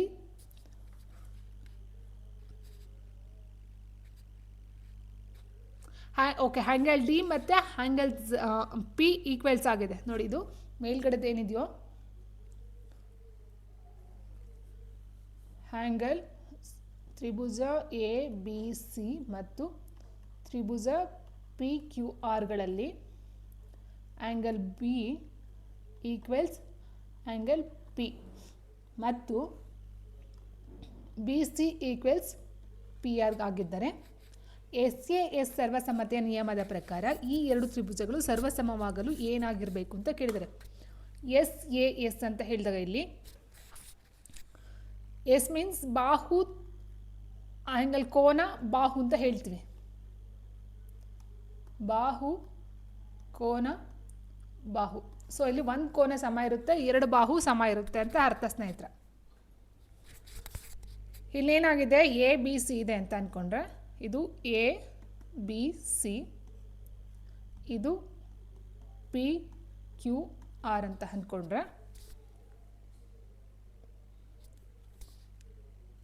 ಬಿ ಸಿ ಮತ್ತು ಪಿ ಆರ್ ಸಮ ಅಂತ ಕೊಟ್ಟಿದ್ದಾರೆ. ಆಯಿತಾ. ಸೊ ಹೀಗಿರಬೇಕಾದ್ರೆ ನಾವು ಫಸ್ಟು ಏನು ಮಾಡಬೇಕಿಲ್ಲಿ, ಇಲ್ಲಿ ಆ್ಯಂಗಲ್ ಬಿ ಮತ್ತು ಆ್ಯಂಗಲ್ ಪಿ ಸಮ ಇದೆ ಅಂತ ಹೇಳಿದ್ದಾರೆ. ಆ್ಯಂಗಲ್ ಬಿ ಮತ್ತು ಆ್ಯಂಗಲ್ ಪಿ ಏನಿದೆಯೋ ಸಮ ಇದೆ, ಆಯಿತಾ. Angle P equals angle B ಆದರೆ ಇಲ್ಲಿ ಏನಿದೆಯೋ ಸ್ನೇಹಿತರೆ, ಇದಕ್ಕೆ ಎರಡು ಏನಿದೆಯೋ ಇದು ಸಮದ್ವಿಬಾಹು ತ್ರಿಭುಜ ಬರ್ತಕ್ಕಂಥದ್ದು.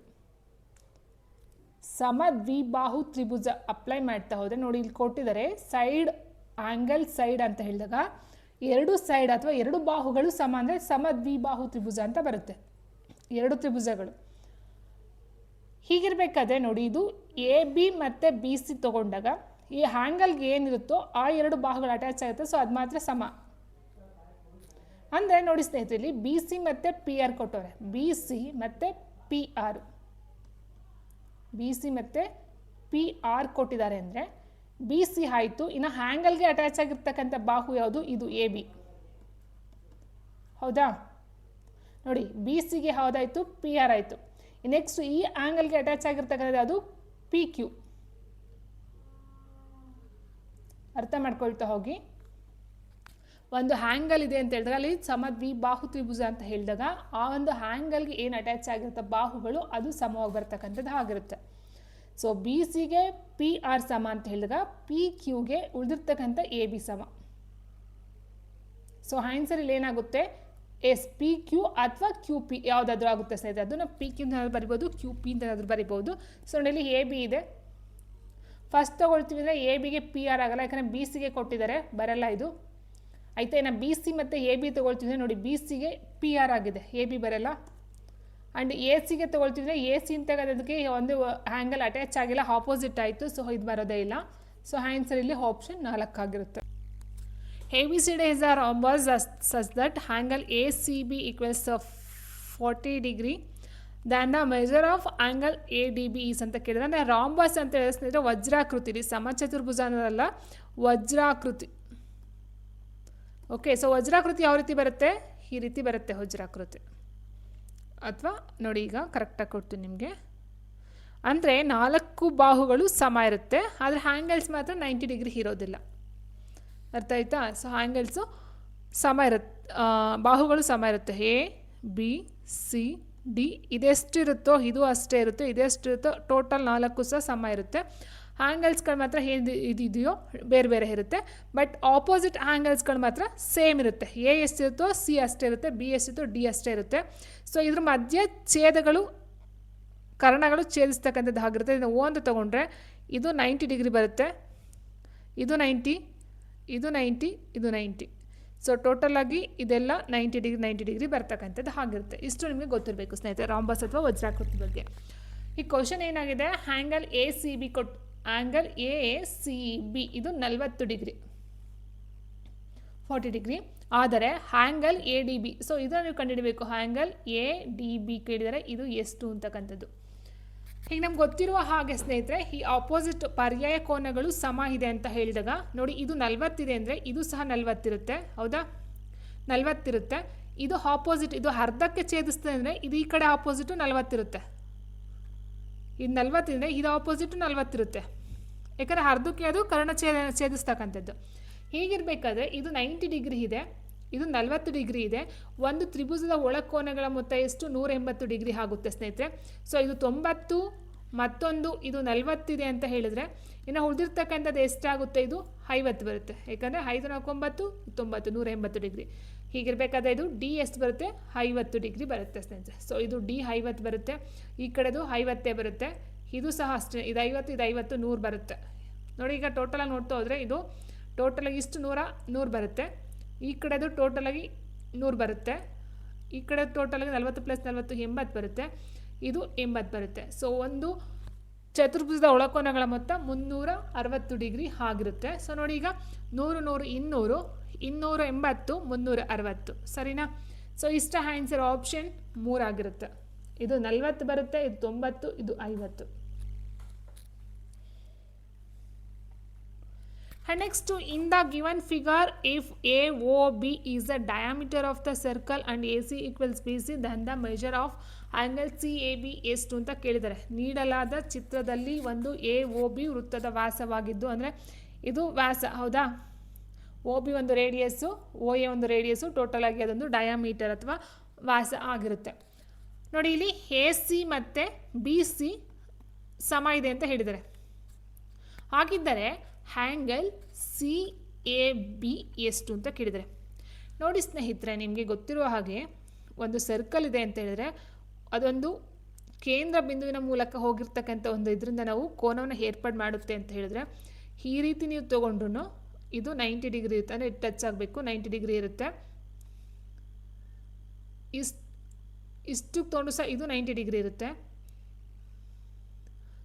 ಅಥವಾ ಹಿಂಗೆ ತೊಗೊಂಡು ಇದು 90 ಡಿಗ್ರಿ. ಅಂದರೆ ಡಯಾಮೀಟ್ರಿಂದ ಹೊರಟಂತಹ ಎರಡು ತುದಿಯಿಂದ ಒಂದು ಸರ್ಕಲ್ನ ಯಾವುದೇ ಒಂದು ಪರಿಧಿಗೆ ನೀವು ಅಟ್ಯಾಚ್ ಮಾಡಿ ತ್ರಿಭುಜವನ್ನು ಏರ್ಪಾಡು ಮಾಡಿದ್ರೆ ಅಲ್ಲಿ ತ್ರಿಭುಜ 90 ಡಿಗ್ರಿನೇ ಆಗಿರುತ್ತೆ. ಅಂದರೆ ಇದು ಸಹ 90 ಡಿಗ್ರಿನೇ ಇರುತ್ತೆ ಸ್ನೇಹಿತರೆ,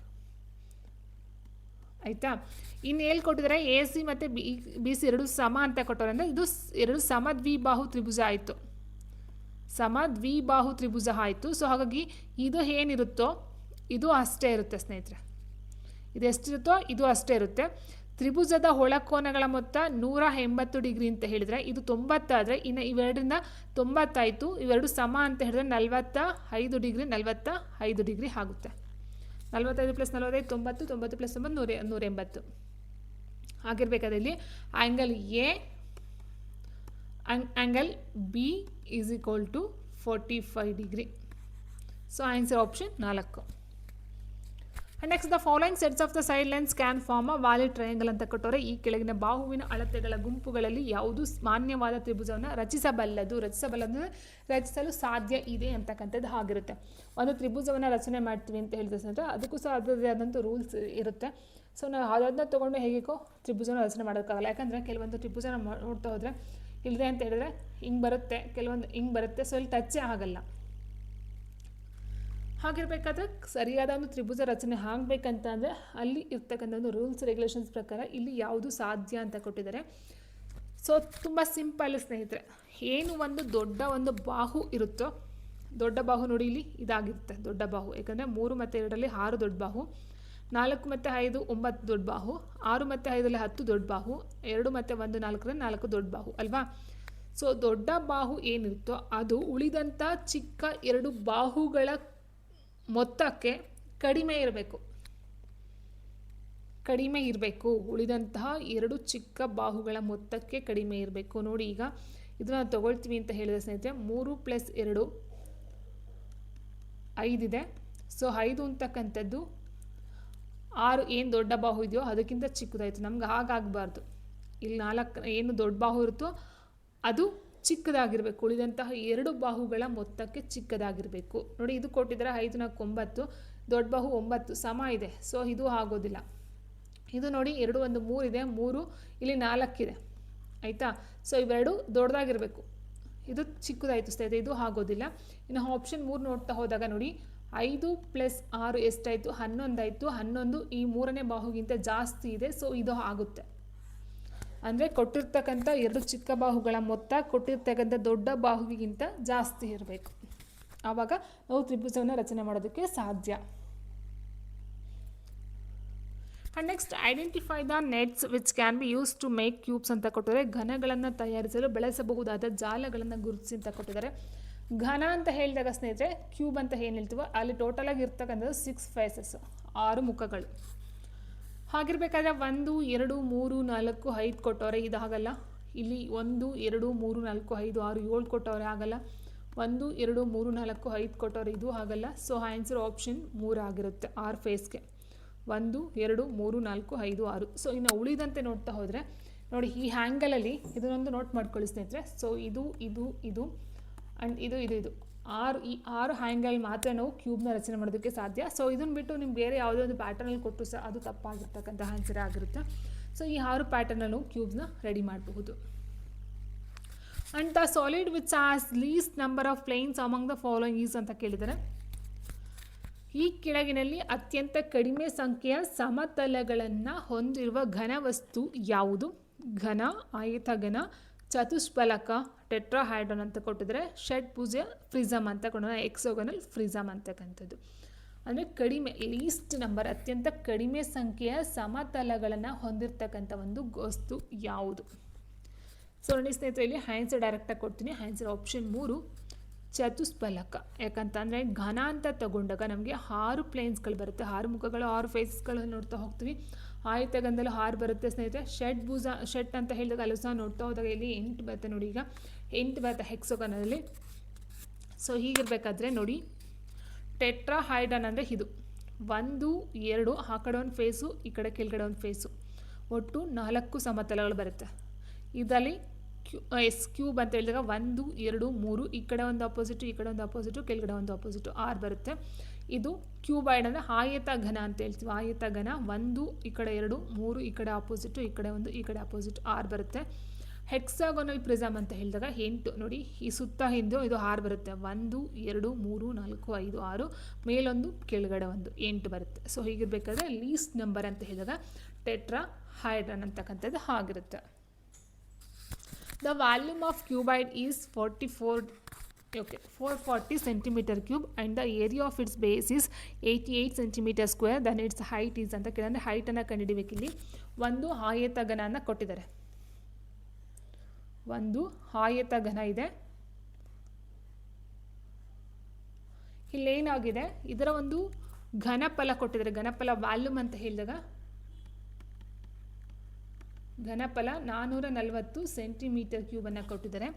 ಪಾದದ ವಿಸ್ತೀರ್ಣ, ಸೊ ಇದು ಏನು ಪಾದ ಇದೆಯೋ ಸ್ನೇಹಿತರೆ, ಇದರ ಒಂದು ವಿಸ್ತೀರ್ಣ 88 ಸೆಂಟಿಮೀಟರ್ ಸ್ಕ್ವೇರ್ ಕೊಟ್ಟಿದ್ದಾರೆ. ಆಯಿತಾ? ಆಗಿದ್ದರೆ ಅದರ ಎತ್ತರ ಕಂಡುಹಿಡಿಬೇಕು ನಾವು. ಇದು ಎಷ್ಟು ಅಂತಕ್ಕಂಥದ್ದು ಹೆಚ್ಚನ್ನು ನಾವು ಕಂಡುಹಿಡಿಬೇಕಾಗಿರುತ್ತೆ. ಸೊ ಇಲ್ಲಿ ನೋಡ್ತಾ ಹೋದರೆ ನಮಗೆ ಫಾರ್ಮುಲಾ ಬರುತ್ತೆ ಸ್ನೇಹಿತರೆ. ಮೇಯ್ನಾಗಿ ಒಂದು ಫಾರ್ಮುಲಾ ಬರುತ್ತೆ. ಈ ಒಂದು ವಾಲ್ಯೂಮನ್ನು ಕಂಡುಹಿಡಿಯೋಕ್ಕೆ ಇರ್ತಕ್ಕಂಥ ಒಂದು ಫಾರ್ಮುಲಾ ಯಾವುದು ಅಂತ ನೋಡ್ತಾ ಹೋದಾಗ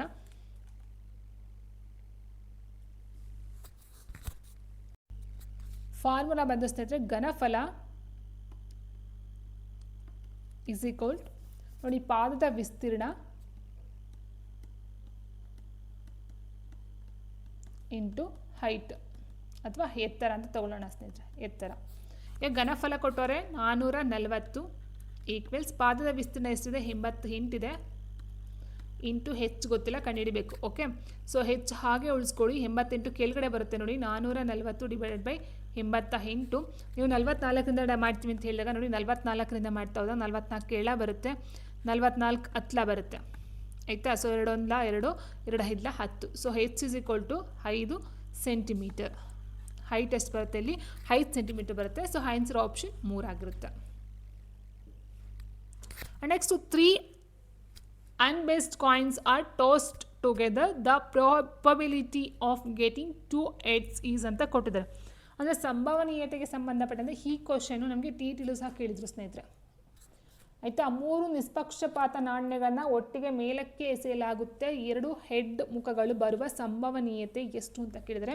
ಸೊ ಇದಕ್ಕೆ ಆನ್ಸರ್ ಕೊಡ್ತಾನೆ ಹೋಗ್ತೀನಿ ನೋಡಿ ಸ್ನೇಹಿತರೆ. ನೋಡಿ, 3 ಕಾಯಿನ್ನ ತೊಗೊಳ್ಳೋದು. 3 ಕಾಯಿನ್ನ ತೊಗೊಂಡಾಗ ಏನಾಗುತ್ತೆ, ಫಸ್ಟ್ ನೀವು 3 ಕಾಯಿನ ಮೇಲಕ್ಕೆ ಹೆಸರು ಏನಾಗ್ಬೋದು ಸ್ನೇಹಿತರೆ, 3 ಸಹ ಹೆಡ್ ಬರಬಹುದು ಒಂದು ಸಂಭವನೀಯತೆ ನೋಡ್ತಾ ಹೋದಾಗ. ಮತ್ತೊಂದು ಸರಿ ಏನಾಗುತ್ತೆ, 1 ಟೇಲು 2 ಹೆಡ್ ಬೀಳುತ್ತೆ. ಅಂದರೆ 3 ಕಾಯಿನ್ ಯಾವ ರೀತಿ ಬರ್ತಾಗ ಅಂದರೆ ರಿಪೀಟ್ ಆಗಬಾರ್ದು ಅದು. ಸೊ ಸೇಮ್ ಎಷ್ಟು ಸಾರಿ ನಾವು ಎಸ್ದಾಗೆ ನೋಡಿ, ಈಗ 3 ಕಾಯಿನ್ ತೊಗೊಂಡು ನೀವು ಎಸ್ತೀವಿ ಅಂದರೆ 3 ಹೆಡ್ ಬರುತ್ತೆ ಒಂದು ಸರಿಗೆ. ಇನ್ನೊಂದು ಸರಿಗೆ 2 ಹೆಡ್ಡು 1 ಟೇಲು, ಇನ್ನೊಂದು ಸರಿಗೆ 1 ಹೆಡ್ಡು 1 ಟೇಲು 1 ಹೆಡ್ಡು, ಮತ್ತೊಂದು ಸರಿಗೆ 1 ಟೇಲು 2 ಹೆಡ್ಡು, ಮತ್ತೊಂದು ಸಾರಿ 1 ಹೆಡ್ಡು 2 ಟೈಲು. ನೋಡಿ, ಇಲ್ಲಿ ಯಾವುದು ಸಹ ರಿಪೀಟ್ ಆಗಿಲ್ಲ ಸ್ನೇಹಿತರೆ.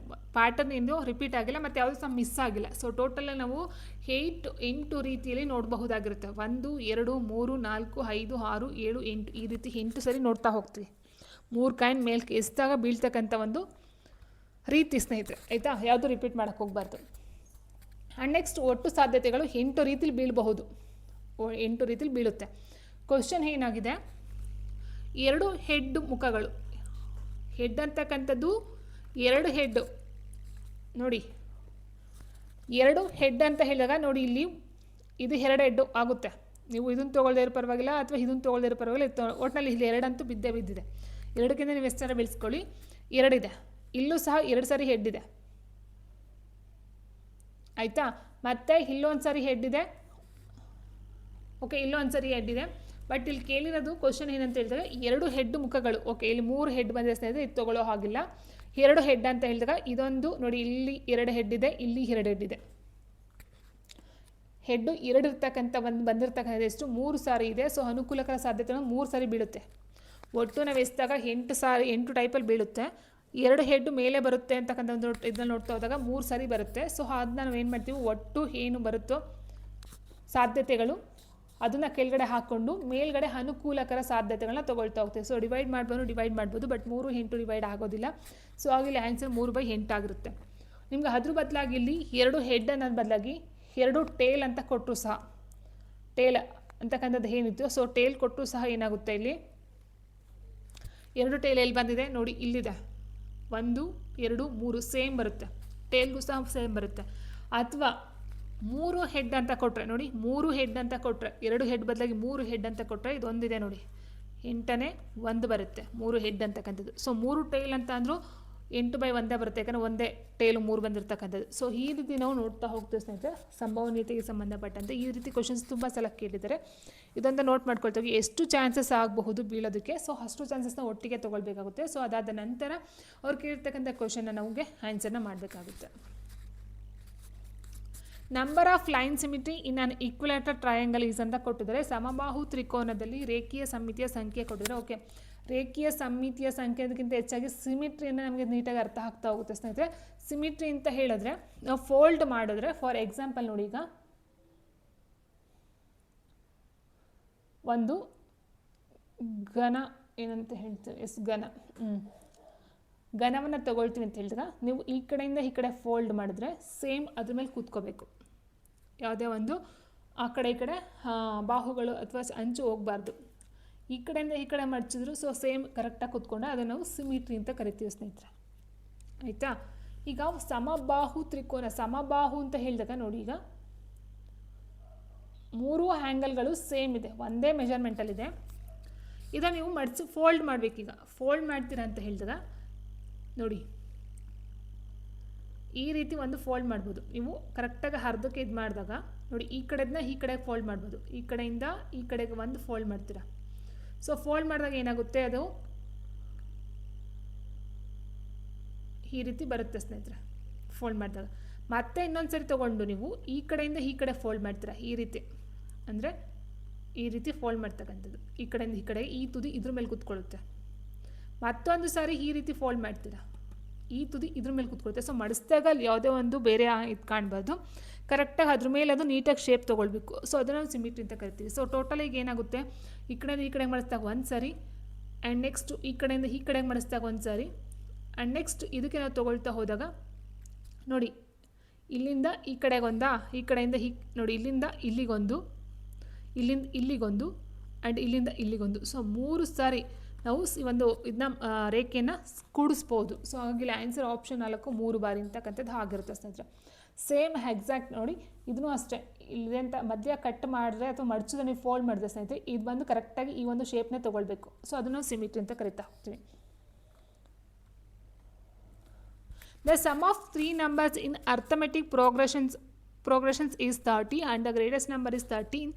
The common difference is ಕೇಳಿದರೆ, ಅಂದರೆ ಸಮಾಂತರ ಶ್ರೇಣಿಯಲ್ಲಿರುವ 3 ಸಂಖ್ಯೆಗಳ ಮೊತ್ತ 30 ಮತ್ತು ಅವುಗಳನ್ನ ಅತಿ ದೊಡ್ಡ ಸಂಖ್ಯೆ 13 ಆಗಿದೆ. ಸಾಮಾನ್ಯ ವ್ಯತ್ಯಾಸ ಏನು ಅಂತ ಕೇಳಿದರೆ, ಈಗ ಸಮಾಂತರ ಶ್ರೇಣಿಯ ಒಂದು ಇದು ತೊಗೊಳ್ತೀವಿ ಸ್ನೇಹಿತರೆ, ಏನಾಗುತ್ತೆ, a minus D, A plus D 3 ಪದಗಳನ್ನು ತೊಗೊಳ್ತಬಹುದು. ಇಲ್ಲಿ ಎ ಅಂದರೆ ಮೊದಲನೇ ಪದ ಆಗುತ್ತೆ, ಡಿ ಅಂದರೆ ಸಾಮಾನ್ಯ ವ್ಯತ್ಯಾಸ ಅಂತ ಅರ್ಥ ಬರುತ್ತೆ. ಹೌದಾ? ಸೊ ಇಲ್ಲಿ ಏನು ಕೊಟ್ಟಿದ್ದಾರೆ, 3 ಸಂಖ್ಯೆಗಳ ಮೊತ್ತ 30 ಅಂತ ಕೊಟ್ಟವ್ರೆ. ಅಂದರೆ A minus D plus A plus D 3ಗಳ ಮೊತ್ತ ಎಷ್ಟು, 30. ಇಲ್ಲಿ ಡಿ ಕ್ಯಾನ್ಸಲ್ ಆದರೆ 3a ಆಯಿತು ಈಕ್ವಲ್ಸ್ 30 ಆಯಿತು, ಎ ಈಕ್ವಲ್ಸ್ 10 ಬರುತ್ತೆ. ಇದು ಮೊದಲನೇ ಪದ. ಸಾಮಾನ್ಯ ವ್ಯತ್ಯಾಸವನ್ನು ಕಂಡುಹಿಡಿಬೇಕು ಸ್ನೇಹಿತರೆ ನಾವು. ಇವುಗಳಲ್ಲಿ ಅತಿ ದೊಡ್ಡ ಸಂಖ್ಯೆ 13. ಈಗ ದೊಡ್ಡ ಸಂಖ್ಯೆ ಯಾವುದು, ಇದು ದೊಡ್ಡ ಸಂಖ್ಯೆ, 3ನೇ ಸಂಖ್ಯೆ ದೊಡ್ಡ ಸಂಖ್ಯೆ. ಎ ಪ್ಲಸ್ ಡಿ ಎಷ್ಟಿದೆ, 13 ಇದೆ. ದೊಡ್ಡ ಸಂಖ್ಯೆ 13ಕ್ಕೆ ಸಮ ಅಲ್ವಾ? ಈಗ ಎ ವ್ಯಾಲ್ಯೂ ಗೊತ್ತಿದೆ, ಎ ವ್ಯಾಲ್ಯೂ 10 ಇದೆ, ಪ್ಲಸ್ ಡಿ ಹಾಗೆ ಬರ್ಕೊಳ್ಳಿ, 13 ಹಾಗೆ ಇದೆ.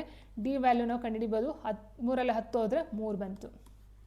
ಡಿ ವ್ಯಾಲ್ಯೂ ಬಂದು 3. ಅಂದರೆ ಸಾಮಾನ್ಯ ವ್ಯತ್ಯಾಸ ಡಿನಲ್ಲೇ ಇಂಡಿಕೇಟ್ ಮಾಡ್ತಕ್ಕಂಥದ್ದು ಆಗಿರುತ್ತೆ. ಇಲ್ಲಿ ಮೊದಲನೇ ಪದ ಯಾವುದು ಅಂತ ಕೇಳಿದ್ರೆ 10 ಆಗಿರುತ್ತೆ. ಎರಡನೇ ಪದ ಯಾವುದು ಅಂತ ನೋಡಿ, ಈಗ ಎ ಬಂದು 10ನೇ ಪದ, ಇದು 10 ಎರಡನೇ ಪದ ಆಗುತ್ತೆ. ಮೊದಲನೇ ಪದ ಏನಾಗಿರುತ್ತೆ ನೋಡಿ, A minus D, A plus D, ಇದು 3 ಪದ. ಒಂದನೇ ಪದ, ಎರಡನೇ ಪದ, ಮೂರನೇ ಪದ. ಎ ಮೈನಸ್ ಡಿ ಎಷ್ಟು ಬರುತ್ತೆ, ಎ 10 ಇದೆ, ಡಿ 3 ಇದೆ. 10ರಲ್ಲಿ 3 ಹೋದರೆ 7 ಆಗುತ್ತೆ. ಎ ಬಂದು 10 ಆ್ಯಂಡ್ 10 ಪ್ಲಸ್ 3 13. ಇದು ಮೊದಲನೇ ಪದ, ಎರಡನೇ ಪದ, ಮೂರನೇ ಪದ. Next, the radius of the base of a cone is 5 cm and its height is 12 cm, then its curved surface area is ಅಂತ ಕೊಟ್ಟಿದ್ದಾರೆ. ಅಂದರೆ ಒಂದು ಶಂಕುವನ್ನು ಕೊಟ್ಟಿದ್ದಾರೆ ಸ್ನೇಹಿತರೆ. ಶಂಕು ಅಂತ ಹೇಳಿದಾಗ ಯಾವ ರೀತಿ ಬರುತ್ತೆ, ಈ ರೀತಿ ಬರುತ್ತೆ ಶಂಕು, ಆಯಿತಾ. ಪಾದದ ತ್ರಿಜ್ಯವು 5 ಸೆಂಟಿಮೀಟರ್. ಸೊ ಇದೊಂದು ಪಾದ, ಇದು ಟೋಟಲ್ ಆಗಿ ಇದೊಂದು ಪಾದ ಅಂತ ಅಂದ್ಕೊಂಡ್ರೆ ಇದರಲ್ಲಿ ತ್ರಿಜ್ಯ ಎಷ್ಟು ಕೊಟ್ಟಿದ್ದಾರೆ, ರೇಡಿಯಸ್ ಬಂದು 5 ಸೆಂಟಿಮೀಟರ್ ಇದೆ ಮತ್ತು ಅದರ ಎತ್ತರ 12 ಸೆಂಟಿಮೀಟರ್. ಸೊ ನೋಡಿ, ಎತ್ತರ ಎಷ್ಟಿದೆ, 12 ಸೆಂಟಿಮೀಟರ್ ಇದೆ. ಸೊ ಇದನ್ನು ನಾವು ಓರೆ ಎತ್ತರ ಅಂತ ಕರಿತೀವಿ. ಇದನ್ನು ಓರೆ ಎತ್ತರ ಎಲ್ಲು. ಪಾರ್ಶ್ವ ಮೇಲ್ಮೈ ವಿಸ್ತೀರ್ಣ ಎಷ್ಟು ಅಂತ ಕೇಳಿದರೆ, ಪಾರ್ಶ್ವ ಮೇಲ್ಮೈ ವಿಸ್ತೀರ್ಣ ಎಷ್ಟು. ಸೊ ನಮಗೆ ಫಾರ್ಮುಲಾ ಗೊತ್ತಿರಬೇಕು ಸ್ನೇಹಿತರೆ. ಪಾರ್ಶ್ವ ಮೇಲ್ಮೈ ವಿಸ್ತೀರ್ಣ ಕಂಡುಹಿಡಿತೀವಿ ಅಂದರೆ, ಪಾರ್ಶ್ವ ಮೇಲ್ಮೈ ವಿಸ್ತೀರ್ಣ ಬಂದು ನೋಡಿ, ಇಲ್ಲಿ ಪಾರ್ಶ್ವ ಮೇಲ್ಮೈ ವಿಸ್ತೀರ್ಣ ಅಂತ ಹೇಳಿದಾಗ ಅದನ್ನು ನಾವು ಪೈ ಆರ್ ಎಲ್, ಇದು ಫಾರ್ಮುಲಾ ಬರುತ್ತೆ. ಪಾರ್ಶ್ವ ಮೇಲ್ಮೈ ವಿಸ್ತೀರ್ಣ, ಆಯಿತಾ. ಸೊ ನಮಗೆ ಪೈ ಗೊತ್ತು, ಆರ್ ಗೊತ್ತು, ಎಲ್ ಕೊಟ್ಟಿದ್ದಾರೆ. ಇಲ್ಲಿ ಎಲ್ ಓರೆ ಎತ್ತರ ಆಗುತ್ತೆ ಸ್ನೇಹಿತರೆ.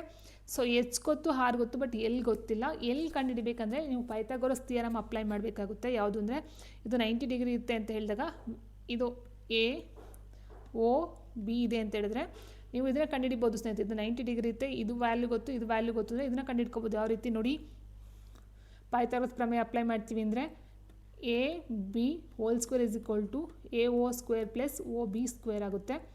ಸೊ ಎ ಬಿ ಸ್ಕ್ವೇರ್ ಅಂದರೆ L square is equal to ನೋಡಿ, ಎ ಓ ಅಂದರೆ 12 ಸೆಂಟಿಮೀಟರ್ ಇದೆ, 12 ಸ್ಕ್ವೇರ್ ಆಯಿತು, ಪ್ಲಸ್ ಓ ಬಿ ಅಂತ ಹೇಳಿದ್ರೆ 3 ಸ್ಕ್ವೇರ್, ಓಕೆ 5 ಸ್ಕ್ವೇರ್ ಆಗುತ್ತೆ. 12 ಸ್ಕ್ವೇರ್ ಅಂದರೆ 144 ಪ್ಲಸ್ 5 ಸ್ಕ್ವೇರ್ ಅಂದರೆ 25 ಆಗುತ್ತೆ. L is equal to root 144 plus 25 169 ಆಯಿತು, 13 ಬರುತ್ತೆ. 169ಕ್ಕೆ ಒಂದು ತೊಗೊಂಡ್ರೆ 13 ಬರುತ್ತೆ. ಸೊ ಎಲ್ ವ್ಯಾಲ್ಯೂ ಬಂದು 13 ಆಯಿತು ಸ್ನೇಹಿತರೆ. ಇದು ಓರೆ ಎತ್ತರ ಎಲ್ಲು. ಸೊ ಇದಕ್ಕೆ ಇದನ್ನು ಅಪ್ಲೈ ಮಾಡ್ತಾ ಹೋಗಿ ಪೈ ಹಾಗೆ ಉಳಿಸ್ಕೊಳ್ಳಿ, ಯಾಕಂದರೆ ಪೈಲೆಲ್ಲ ಕೊಟ್ಟಿದ್ರೆ ಹಾಗೆ ಉಳಿಸ್ಕೊಳ್ಳಿ. ಇಂಟು ಆರ್ ಬಂದು ರೇಡಿಯಸ್ 5 ಆಗಿರುತ್ತೆ. ಓರೆ ಎತ್ತರ ಎಲ್ ಬಂದು 13 ಇದೆ. ಸೊ ತೊಗೊಳ್ತೀವಿ ಅಂದರೆ ಪೈ ಹಾಗೆ ಇರಲಿ, 13 5 65. So 65 pi centimetre square. So answer ಇಲ್ಲಿ ಆಪ್ಷನ್ 2 ಆಗಿರುತ್ತೆ. Next, the distance between the points A B 0 ಕೊಟ್ಟವ್ರೆ ಆ್ಯಂಡ್ ಬಿ ಬಂದು 0 ಎ ಕೊಟ್ಟವ್ರೆ. ಅಂದರೆ ಬಿಂದುಗಳ ನಡುವಿನ ದೂರ ಎಷ್ಟು ಅಂತ ಕೇಳಿದರೆ, ಸೊ ಇದಕ್ಕೂ ಸಹ ಫಾರ್ಮುಲಾ ಇದೆ ಸ್ನೇಹಿತರೆ. ಇವೆಲ್ಲ ಏನು ಕಷ್ಟ ಅಂತ ಅಲ್ಲ. ಡಿಸ್ಟೆನ್ಸ್ ದೂರ ಡಿಸ್ಟೆನ್ಸ್ನ ಕಂಡುಹಿಡಬೇಕಂದ್ರೆ root x2 minus x1 whole square plus y2 minus y1 whole square, ಇದು ಫಾರ್ಮುಲಾ. ಇಲ್ಲಿ ಏನಾಗುತ್ತೆ ಗೊತ್ತಾ ಸ್ನೇಹಿತರೆ, ಎ ಕೊಟ್ಟವ್ರಲ್ವಾ, ಬಿ ಮತ್ತು 0 ಕೊಟ್ಟವ್ರೆ, ಮತ್ತೊಂದು ಏನು ಕೊಟ್ಟವ್ರೆ 0 ಮತ್ತು ಎ ಕೊಟ್ಟವ್ರೆ. ಇಲ್ಲಿ ಎ ಅಂತಕ್ಕಂಥದ್ದು ಏನಾಗುತ್ತೆ, ಇಲ್ಲಿ x1 y1 ಆಗುತ್ತೆ, x1 y1 ಆಗುತ್ತೆ, ಇದು x2 y2 ಆಗುತ್ತೆ. ಆಯಿತಾ. ಇದಕ್ಕೆ ಅಪ್ಲೈ ಮಾಡ್ತಾ ಹೋಗಿ ಅಷ್ಟೇ, ಇನ್ನೇನಿಲ್ಲ. ರೂಟ್ ಹಾಗೆ ಇರಲಿ. x2 ಅಂತ ತೊಗೊಂಡ್ರೆ ಇಲ್ಲಿ 0 ಇದೆ ಸ್ನೇಹಿತರೆ, 0 ಮೈನಸ್ x1 ಬಂದು ಬಿ ಆಗಿರುತ್ತೆ ಹೋಲ್ ಸ್ಕ್ವೇರ್ ಪ್ಲಸ್ y2 ಅಂದರೆ ಎ ಆಗುತ್ತೆ, 0 y1 ಅಂದರೆ 0 ಇದೆ ಹೋಲ್ ಸ್ಕ್ವೇರ್ ಆಗುತ್ತೆ. ಸೊ ನೋಡಿ, ಈಗ ಮೈನಸ್ ಬಿ ಆಯಿತು, minus B into minus B square ಅಂದ ಅದೇನಾಗುತ್ತೆ, ಬಿ ಸ್ಕ್ವೇರೇ ಆಗುತ್ತೆ, ಪ್ಲಸ್ ಇದು ಎ ಸ್ಕ್ವೇರ್ ಆಗುತ್ತೆ, equals A square plus B square. ಏನಿದೆ answer, A square plus B square. ನೋಡಿ, ಇದು ಕಂಪ್ಲೀಟ್ ಆಗಿದೆ. ಓಕೆ. ಸೊ ಇಲ್ಲಿ ಆನ್ಸರ್ ಯಾವುದಾಗುತ್ತೆ ಅಂದರೆ option 1 A square plus B square ಆಗಿರುತ್ತೆ. And next, which of the following statements are true ಅಂತ ಕೇಳಿದರೆ, mathematics is the only subject encourage and develop logical thinking that enables the students to discriminate between essential and non essentials ಅಂತ ಕೊಟ್ಟಿದ್ದಾರೆ. Option ಹೇಳಿಕೆ B ಏನಾಗಿದೆ statement. The inclusion of mathematics has compulsory subject is very essential for training trustworthy and useful citizens in democratic society ಅಂತ ಕೊಟ್ಟವ್ರೆ.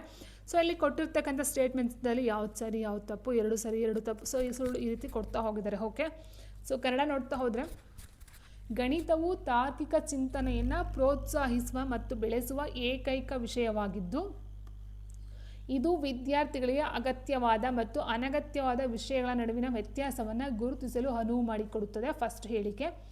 ಎರಡನೇದು, ಪ್ರಜಾಪ್ರಭುತ್ವ ಸಮಾಜದಲ್ಲಿ ವಿಶ್ವಾಸಾರ್ಹ ಮತ್ತು ಉಪಯುಕ್ತ ನಾಗರಿಕರನ್ನು ರೂಪಿಸಲು ಗಣಿತವನ್ನು ಕಡ್ಡಾಯ ವಿಷಯವನ್ನಾಗಿ ಸೇರಿಸುವುದು ಅತ್ಯಗತ್ಯ ಅಂತ ಕೊಟ್ಟವ್ರೆ.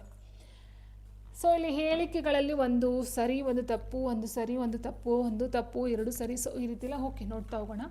ಅದಕ್ಕಿಂತ ಫಸ್ಟ್ ಸ್ನೇಹಿತರೆ ಹೇಳಿಕೆಯಲ್ಲಿ ನೋಡ್ತಾ ಹೋದಾಗ, ಗಣಿತವು ತಾರ್ಕಿಕ ಚಿಂತನೆಯನ್ನು ಪ್ರೋತ್ಸಾಹಿಸ್ತಕ್ಕಂಥ ಒಂದು ಬೆಳೆಸ್ತಕ್ಕಂಥ ಒಂದು ವಿಷಯ ಒಪ್ಕೊಳ್ಳೋಣ. ಆದರೆ ಗಣಿತವು ತಾರ್ಕಿಕ ಚಿಂತನೆಯನ್ನು ಪ್ರೋತ್ಸಾಹಿಸುವ ಮತ್ತು ಬೆಳೆಸುವ ಏಕೈಕ ವಿಷಯ ಅಂತ ಕೊಟ್ಟಿದ್ದಾರೆ. ಏಕೈಕ ವಿಷಯ, ಏಕೈಕ ಮೀನ್ಸ್ ಅದೊಂದೇ, ಅದು ಬಿಟ್ಟರೆ ಯಾವುದೇ ಒಂದು ವಿಷಯಗಳು ಇದ್ರ ಬಗ್ಗೆ ಡಿಸ್ಕಷನ್ ಮಾಡೋದಿಲ್ಲ ಅಂತಕ್ಕಂಥದ್ದು ಇದರ ಅರ್ಥ ಆಗಿರುತ್ತೆ. ಸೊ ಹೀಗಿರಬೇಕಾದ್ರೆ ಸ್ನೇಹಿತರೆ ಈ ಒಂದು ಹೇಳಿಕೆ ತಪ್ಪಾಗುತ್ತೆ. ಯಾಕಂತ ಹೇಳಿದ್ರೆ ನೋಡಿ, ಗಣಿತವು ತಾರ್ಕಿಕ ಚಿಂತನೆಯನ್ನು ಬೆಳೆಸುವ ಏಕೈಕ ವಿಷಯ ಅಲ್ಲ. ಇತರ ವಿಷಯಗಳು ಸಹ ಇದೆ. ತತ್ವಶಾಸ್ತ್ರ ಆಗಿರ್ಬೋದು, ವಿಜ್ಞಾನ ಆಗಿರ್ಬೋದು, ಕಂಪ್ಯೂಟರ್ ಪ್ರೋಗ್ರಾಮಿಂಗ್ ಆಗಿರ್ಬೋದು. ಸೊ ಇಲ್ಲೆಲ್ಲ ನೋಡ್ತಾ ಹೋದಾಗ ಗಣಿತ ಮಾತ್ರನೇ ಅಂತಕ್ಕಂಥದ್ದು ತಪ್ಪಾಗುತ್ತೆ ಸ್ನೇಹಿತರೆ, ಏಕೈಕ ಅನ್ನೋದು ತಪ್ಪಾಗುತ್ತೆ. ಇನ್ನು ಉಳಿದಂತೆ ಪ್ರಜಾಪ್ರಭುತ್ವ ಸಮಾಜದಲ್ಲಿ ವಿಶ್ವಾಸಾರ್ಹ ಮತ್ತು ಉಪಯುಕ್ತ ನಾಗರಿಕರನ್ನು ರೂಪಿಸಲು ಗಣಿತವನ್ನು ಕಡ್ಡಾಯ ವಿಷಯವನ್ನಾಗಿ ಸೇರಿಸುವುದು ಅತ್ಯಗತ್ಯ. ಓಕೆ, ಇದನ್ನು ಒಪ್ಕೊಳ್ಳೋಣ. ಸೊ ಇಲ್ಲಿ ಆನ್ಸರ್ ಆಪ್ಷನ್ ಎ ತಪ್ಪಾಗುತ್ತೆ, ಬಿ ಸರಿಯಾಗುತ್ತೆ. ಎ ತಪ್ಪಾದ ಹೇಳಿಕೆ, ಬಿ ಸರಿಯಾದಂಥ ಒಂದು ಹೇಳಿಕೆ ಆಗಿರುತ್ತೆ. ಸೊ ಆನ್ಸರ್ ಇಲ್ಲಿ A is wrong, B is also okay.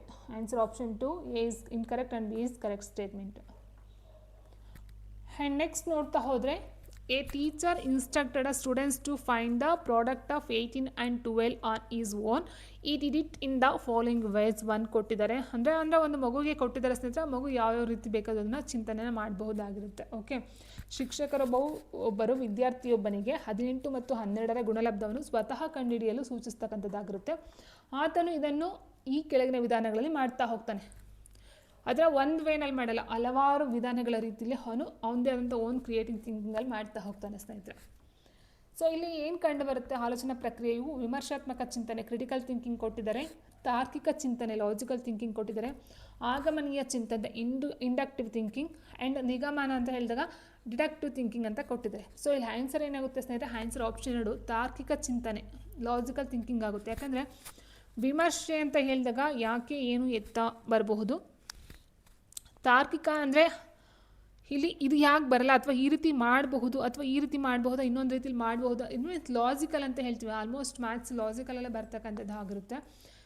ತಾರ್ಕಿಕ ತರ್ಕಬದ್ಧವಾಗಿ ಆಲೋಚನೆಯನ್ನು ಮಾಡ್ತಕ್ಕಂಥದ್ದು ಆಯಿತಾ. ನೋಡಿ ಇಲ್ಲಿ ಕ್ರಿಟಿಕಲ್ ಥಿಂಕಿಂಗ್ ಅಂತ ಹೇಳಿದಾಗ evaluating information, questioning assumption or judging validity. ಅಂದರೆ ಅಲ್ಲಿ ಬರ್ತಕ್ಕಂಥದ್ದು ಒಂದು ಸಮಸ್ಯೆ ಅಥವಾ ಒಂದು ಇನ್ಫಾರ್ಮೇಷನ್ ಅಂತ ನೋಡ್ತಾ ಹೋದಾಗ ಅದಕ್ಕೆ ಸಂಬಂಧಪಟ್ಟಂತೆ ಒಂದು ಕ್ವಶನ್ ರೈಸ್ ಆಗುತ್ತೆ, ಅದಕ್ಕೆ ಆನ್ಸರ್ನ ಹುಡುಕೊಡ್ತಕ್ಕಂಥದ್ದು, ಲಾಸ್ಟಿಗೆ ಮೌಲ್ಯಮಾಪನ ಮಾಡ್ತಕ್ಕಂಥದ್ದು ವಿಮರ್ಶಾತ್ಮಕ ಬರುತ್ತೆ. ಆಗಮನೀಯ ಅಂತ ಹೇಳಿದಾಗ ಇಂಡಕ್ಟಿವ್ ಅಂತ ಹೇಳಿ moves from specific observation to general rules.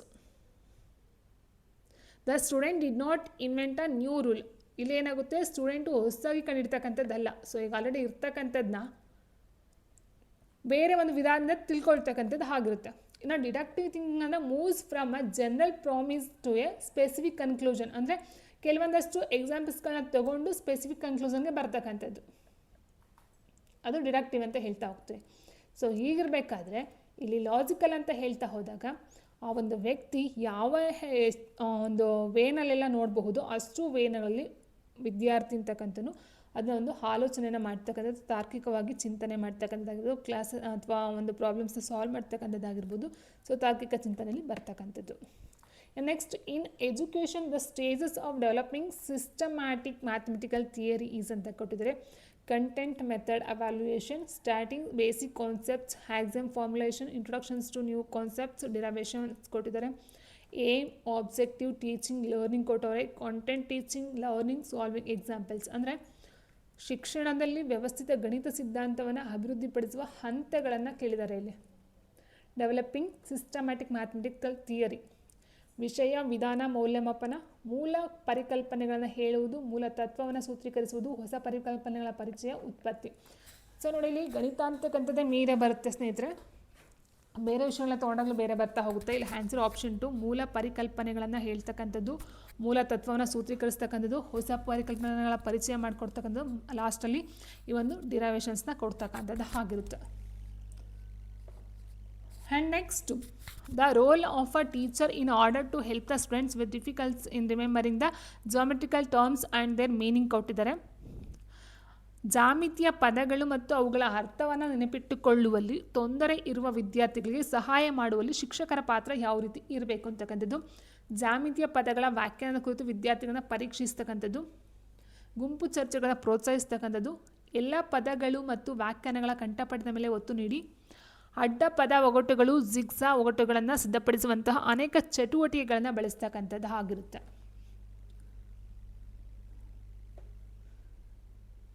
So ನೋಡಿ, ಇಲ್ಲಿ ಸ್ನೇಹಿತರೆ,